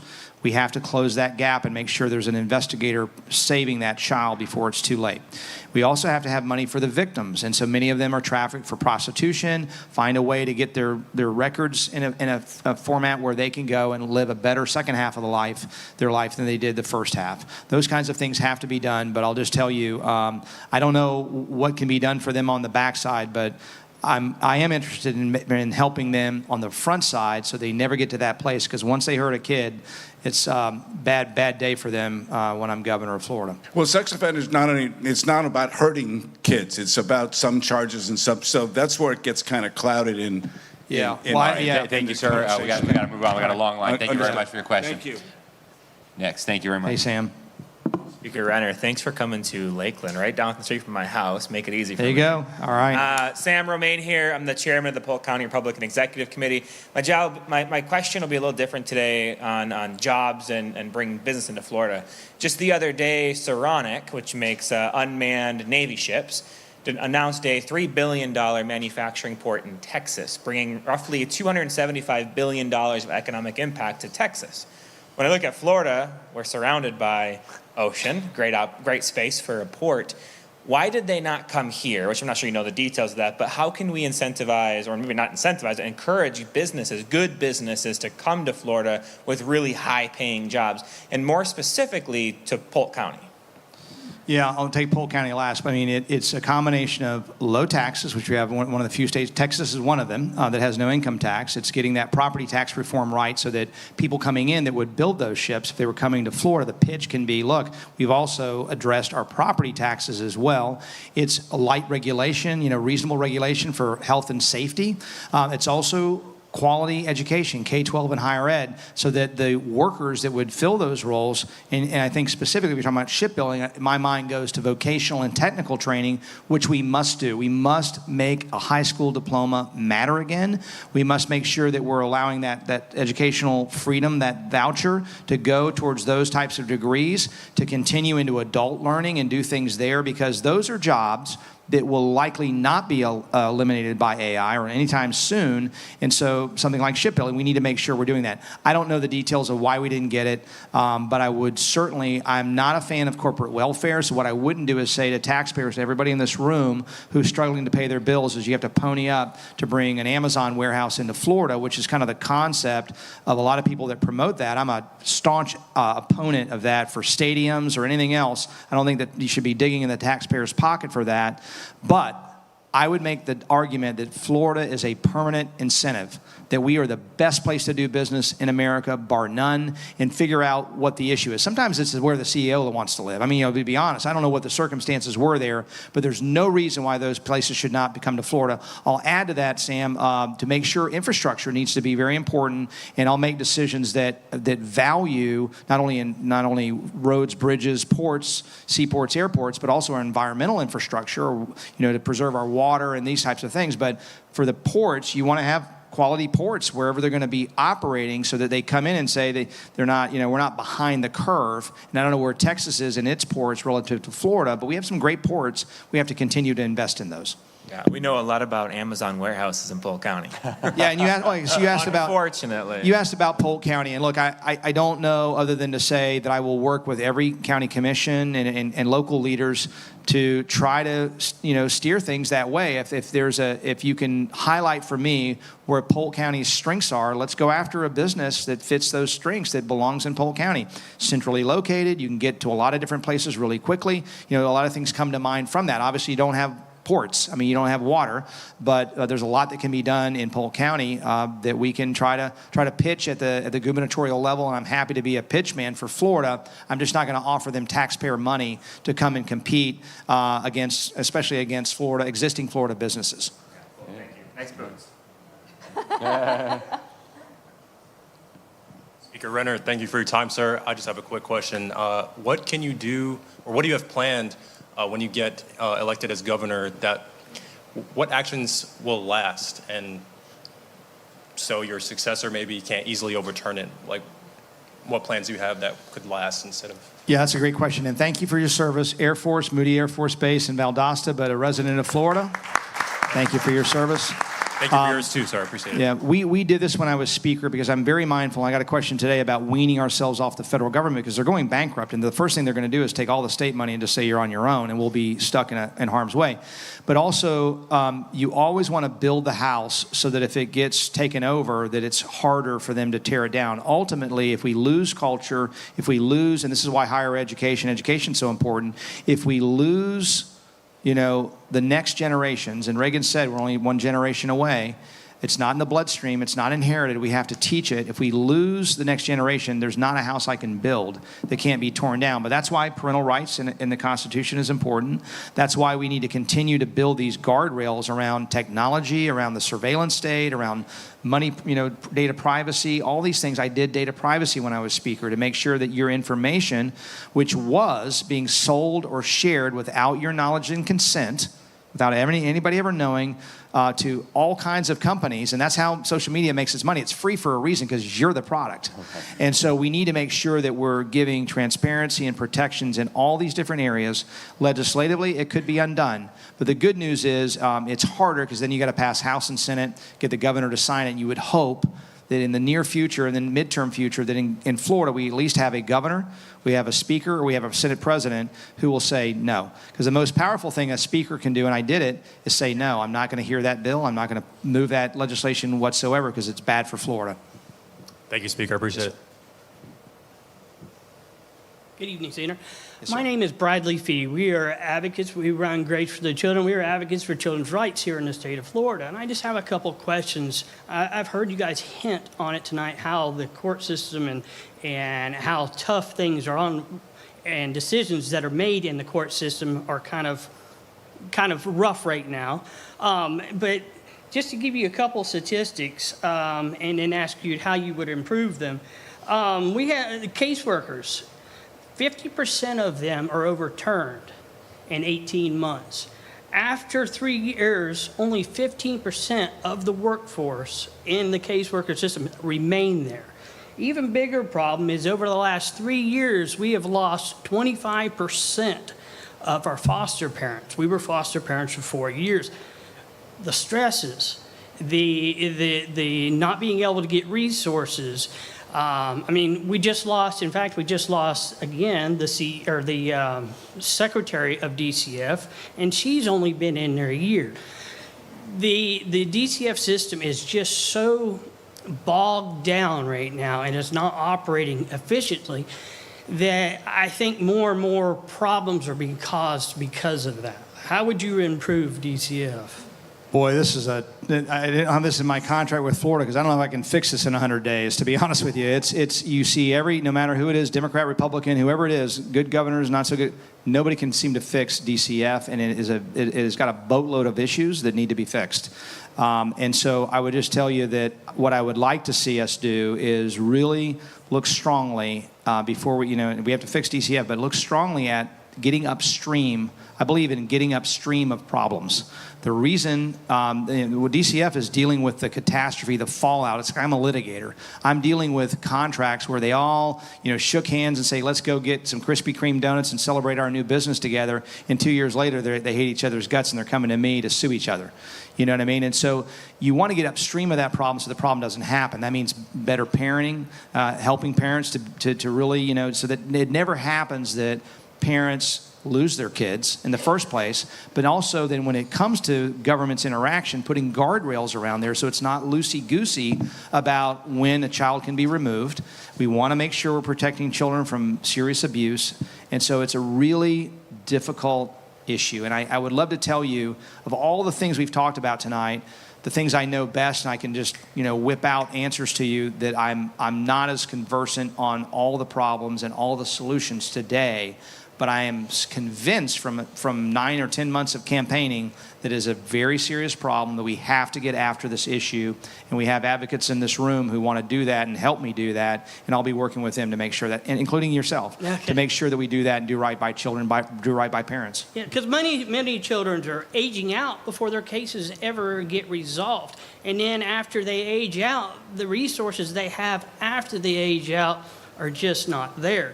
If we could place them with families and get the system moving quicker, I think we could see improvements. Yep. Thank you. Hey, Ann. So I'm going to piggyback on what that gentleman talked about with Department of Children and Families, because at American Made Foundation, we are addressing that issue with legislation. But one of the key problems we see, in addition to a whole host of other ones in the state-sanctioned kidnapping, is the fact that it's twofold. Statistics will tell you 95% of the children in this system actually legally don't qualify, because a lot of these cases come in based on hearsay and no real due process. And these family courts act like star chambers. They don't even really, the families are unable to defend themselves in many cases and bring in exculpatory evidence. As a prosecutor, how would you address just the family court situation? Because cases get sealed, there's no jury of your peers, et cetera, et cetera. Should there be changes made effective in the family court system? Yeah, I mean, you heard all night how I feel about parents and parental rights, and yes, we have to make sure we have guardrails. We were in the hotel room last night, and my son, I'm trying to carry him over to brush his teeth or whatever, and he starts screaming, and he's just a 4-year-old, so that's what he does.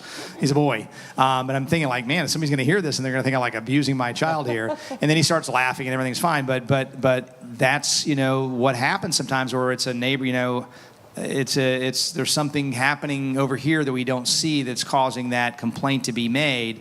And people are nervous. You don't want to be the caseworker or the judge that doesn't take action and something horrible happens to a child. So you're always on that knife's edge, if you will, of what am I doing, and how do I protect parental rights from having a child taken away and make sure that child is not legitimately at risk. Again, I would just have to tell you very transparently, we've talked about this a little bit. This is where I'm going to be going to you and the gentleman that just spoke and others that have looked at this extensively. I am absolutely convinced we have a problem that needs to be fixed.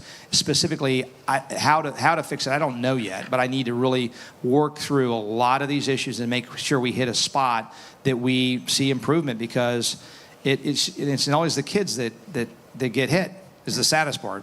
Well, we look forward to working with you on that, because you can't make America great or Florida great if you're not making families great. Thank you. Amen. Thank you. I agree. All right, this is trouble. I know who's smarter on this side of the microphone. Yes, it's her. Well, I'm Krista Megan Kelly. I'm not a resident here, but I have a daughter who is. So when she makes me a grandma and you eradicate your murder lizards, I could possibly relocate down here. So I am a totally and permanently disabled veteran. And one of the things I do is advocate for proper ratings in healthcare. I understand it's all handled at the federal level, but state levels have welfare programs for veterans. What could you do, or do you have any insights in how you can incorporate more integrative health or functional medicine? I don't think the average person knows how much resources are wasted and how much harm is levied upon veterans through the pill farms and ignoring the root causes. Yeah, I really appreciate that question, because there's things that make me angry, like human trafficking. It also makes me angry that we have veterans who've served, who have had traumatic brain injuries, who have some real serious issues where that wrecks their marriage, they may commit suicide, they can't go out, they can't have normal lives, and all that the VA is doing is doping them up for life. And so when I was speaker, we invested significantly at USF down in Tampa to investigate one of those alternative, more holistic therapies, which is hyperbaric oxygen treatment. And so, and I believe this is going to be, thank you.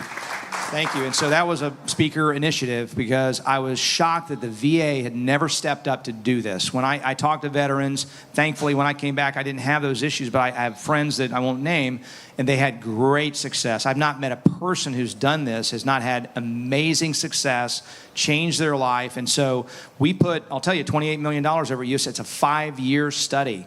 And they have people that are going, interviewing the spouses and the family, so that when they're done, this will be totally peer-reviewed, indisputable, be able to take it into Congress with stories of how it's changed lives for the better if it works. And they're scientists. They can't, they kind of wink at me, but they can't tell me it works yet, because they're about halfway, about 2.5 years through. That's an example, but I don't care. I'm agnostic to what works, which is why I'm okay with naturopathy, whatever. If it works, I've done acupuncture before, it worked for me. So if it works for you, then we need to look at that. And for our veterans, we have to be very open to what works to help our veterans get back to their state before they went to serve this country, and not just say, here's drugs to mask symptoms, not cure problems. Thank you. And I just want to say, as a loud voice in the Liberty movement for just over 20 years, I'd like to formally give you my endorsement. Hi, Speaker Renner. Frank. Hey, Frank. Hi. So this question, my wife had asked me to ask this before I left the house, and I guess she's right when she says I don't listen, because I had to ask her to send it to me I again. get that too. My wife's laughing. Wait, don't get our wives together. So now that my son is 14 years old, and we're starting to go through the process of figuring out college and everything with them. And we realized how hard it is to get a lot of Florida residents into college. UCF alone, years ago, it was only a 3.5 GPA to get in. Now it's almost a 4.5. We keep hearing about how out-of-state tuition is the lowest it's been in a long time, if ever. And how can you get more Floridians into the college and less people from out of state, less people from other countries? Yeah. No, I really appreciate the question. Thank you. Yeah, and so part of my affordability plan is to keep in-state tuition steady. I agreed. I believe that out-of-state tuition should rise to fair market value because there are students in other states who can get educated here for less money out-of-state tuition than their in-state tuition in their states. And so that needs to happen, and that will allow us, without digging into the taxpayer's pocket, to keep that tuition level. And that's important because not everybody has the opportunity to go to college, and it's unfair to ask them to continue subsidizing us keeping that tuition level. With respect to who gets in as well, I want to make a comment here. And it's good leaders listen, and I'm listening intently wherever I go, and I go into some rural communities, and I had a mom who said, look, my son's the valedictorian of the high school, 4.2 average, whatever it is, cannot get a bright futures because I don't know what the reason is, but that should not be. And so in addition to raising out-of-state tuition, I also want to restrict, I mentioned the red threat. I do not believe that a communist government, any communist government, but in this case China, should be coming in as professors or as students, and so we need to constrain that. I don't object to any international students being in our universities, but we need to look at the numbers. They're not as great as you might think for out-of-state and international, but the out-of-state should absolutely pay more, and we should not have students from foreign areas of concern, Iran, Russia, Syria, formerly Venezuela, they're probably off the list now, in China, coming into our universities because as a former intel officer, I can tell you, you go to the Space Coast, they call it Spylandia. They're chock full of spies, and we had professors, Chinese professors, who came in not so many years ago when I was still in the legislature and stole our research, military research, R&D for our greatest, inventions. And so we have to be thoughtful about that too.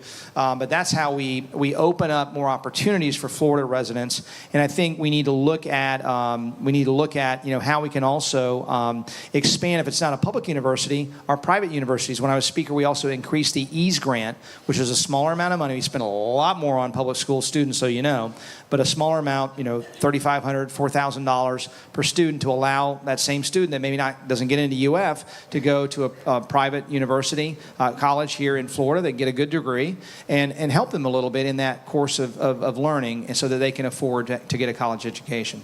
Perfect. Thank you so much. Thank you. All right, guys, we got time for 2 more questions. So we'll take the 2 ladies here, finishing with Juliana. Hi, my name is Mandy Blame. Nice to see you again. Good to see you. I have a doctorate in clinical nutrition, and I homeschooled my kids, so I'm all about root causes, but I'm also very involved in the foster system. My family, our 3 children, were the first family in the state of Florida to have a foster child who had cancer. It was neuroblastoma. No one knew what to do, so we made up our protocol. We fought against what we were forced to do, which was chemotherapy, which was 2% successful with neuroblastoma. I had to consider if I would leave the country or stay here. We stayed. I guess God wanted us to go through to learn that part of the chemotherapy, which I won't do that. So, what I want to say is in the foster system, I have learned a ton because not only have I fostered 8 children, I have volunteered for 20 years in the system. I know case managers. I volunteer every week. I'm not a social media kind of person, so I'm not out there saying, look at me, what I do. I'm telling you, I know what's going on in there. And I can tell you, if California is coming out with a peer review saying 1 in 12 have autism, it's worse in the foster system because they don't deprescribe, which is why we need naturopathic doctors. We need other people in the game here. And I'm not even going to, if outside of the foster care system we have such an issue with our kids being sick, then imagine the canaries in the coal mine is the foster system. And I'm fighting with nutrition. I'm being successful with nutrition. We are turning around health, getting kids off of metformin. We are getting kids off of having their thyroids removed, which is a long-term problem for a child. And so I want to be in on the conversations with these folks to say, I know the answer. I'm about to be published on this, but there's $748 trillion being spent for ACE, which is adverse childhood experiences of these kids in trauma. Foster kids hold the most of that. If we were to get preventative like you're talking about, get on the front end of this, spend the money in the right places, support the family, and when the family can't and they're drug addicted and they can't get off of it, then we have those safe places for the kids to go. We monitor it, we have cameras, we save the money. Those trillions of dollars could be saved because it's a pipeline right now. 30% on average of our prisons are filled with people that were in foster system. So this is where we need to focus some attention with our children. Yeah, thank you Okay? very much. Yeah. Yeah. And it just goes to getting upstream of the problems, what you're describing, and what are we letting our kids take that may make things worse, and making sure we're getting upstream. Thank you very much, Mandy. Hey, dear. Hi, Mr. Renner. I'm Juliana Roman with Watchman Action, where we equip the church to engage the culture. We wrote a master class for advocacy. We believe that as we are the first line of government, that our job is to support what it is that you're doing. Because if we're sending you up to Tallahassee, we need to do boots on the ground, what we need to do to make sure that you're successful up in Tallahassee. So my question is, what are the top 3 things that we, the people, should help you and get behind you and start advocating to make sure that when you get to Tallahassee, that you are successful doing what we're wanting you to do? I love that question. Vote for him. Let's say, vote for me first. But take an example of, and Amy talked about the Medical Freedom Act, as well as there was also an AI Bill of Rights that was in the general session, and the governor put it back into a special session. The Senate passed both. The House would not even give it a hearing. Mm-hmm. And so I need that advocacy, because politicians respond to rewards and punishments, like, and so giving them both and coming to Tallahassee and advocating for why both of those are so critically important, and all the other things that are in that first 100-day agenda is really critical. Education, an informed electorate is an engaged electorate, but a lot of people are busy with their lives, and so making sure you guys are continuing to doing the good work you're doing, expanding that to more people so they know some of the things we talked about today, and some of the things that we talked about with respect to the data centers, of the tonal noise. I didn't know. We talked about it briefly when we saw you, and I'm learning things. And so it's really important, that educational piece, as well as showing up to Tallahassee and applying that pressure, because they do respond, and they're good people up there, but they all hear from one side sometimes. That's another really, really important thing when it comes to health freedom. They're hearing, believe me, because they got lobbyists all over the place that are saying, no, just give them a drug. And that's not necessarily the right solution. And so they need to be hearing from, no, this naturopathy works, or this may work. There's another alternative that works better. Let me tell you my story. That will wake people up. And I will tell you, and I hope everybody, when I was in the legislature, I had parents come in and tell me stories, and we put that into legislation and passed it that year. So the good news about state government, and I think that's still true, I hope, in the last 2 years, is that there is responsiveness. So don't get frustrated. And my message to everybody listening and being here tonight is, don't give up. Don't ever leave the fight. Awesome. Thank you. Wonderful. Thank you guys all for those questions, and we're out of time now for questions. But Paul, before we wrap up tonight, what are your final words? What are your final thoughts for the folks here and the thousands watching online? Well, I think I gave them a little bit ago, but I will just start where I just ended. Don't give up on the fight. We've got 250 years, and Benjamin Franklin, when they concluded the 1787 Constitutional Convention, said, I looked at George Washington's chair with a sun carved there, and I wasn't sure whether the sun was rising or setting on our nation. And now that we've agreed, I believe we have a rising sun. Well, we've just finished 250 years, which is longer than most constitutional republics. And the question for every patriot in the room, every patriot listening, is, what about the next 250 years? Is America's sun rising or setting? And what can we do about it? And I believe there's certain key things we have to do. We've talked about them tonight, specific issues. For me, it's faith. To me, it's family. To me, it's patriotism, are 3 things that powered the last 250 years and will power a strong nation, a strong culture for the next 250 years. But that all depends on we, the people. Do not get discouraged. Do not, because there's plenty of reason for discouragement. Do not get discouraged. Fight, fight, fight. Go out and vote. And in this case, in the governor's race, go to voterenner.com, share with your friends, get on social media. If you can help us financially, please do it, because those special interests will not. And if you can help us, and you can't help us financially, help us with the grassroots. You can make phone calls. You can knock on doors. You can put up yard signs. You can put up a yard sign in your house, outside your house. And so these are the things that still work. We control our destiny in this election. We cannot go backwards. We cannot go backwards. Florida is the leader in the country, and with your help, we will win this race, and we will continue to not only protect this free state of Florida, but strengthen it. Thank you. Do you have any final words? Thank you, Paul. Thanks, everybody, for being here. It's been a great privilege to spend some time with you all. And I just want to encourage you, during COVID, and this was just a few years ago, I was traveling around the country and even internationally, and I was just appalled every time I would land somewhere else. Do you have your 8 masks on? Have you had your shots? Do you have your vaccine passport? And then I'd come back to Florida, and everything was normal. Like, yeah, I mean, there was people, watching too much, drinking too much of the Kool-Aid. But as far as the government was concerned, we were unbelievably blessed. And we could lose all of that. So we need to take this really... Uh-oh, did I lose my mic? Yeah, can you hear me? Yeah. Oh, You still? thank you, Paul. Oh. So we need to take this really, really seriously. We have an important election coming up. The future of our country is on the line. The future of our state is on the line. And we've got children, we've got grandchildren. So regardless of what you decide to do, get involved somehow. It's not enough to just vote. When the Constitution says we, the people, it's ultimately us who are accountable. And just voting every 2 years or every 4 years is not enough. So find a candidate that you support who believes what you believe and get involved. If you can write them a check, write them a check. If you can't, go knock on doors, go make phone calls. The more good people get involved, the faster we can protect our freedom and restore our freedom. So get involved somehow. Thank you guys, and God bless you. Thank you. And again, thank you all so very, very much for being here and for joining us and for getting to know soon to be, hopefully, Governor Paul Renner soon. And I just want to say again that the governor's race isn't a prize to be won. It is a job to be done. And the talking heads and the pundits, they all have their say, but the only voice that matters is yours. And tonight you were heard. All of you. You hear, the ones online, do not let anyone take that from you. So, Florida, you just got the interview you deserve.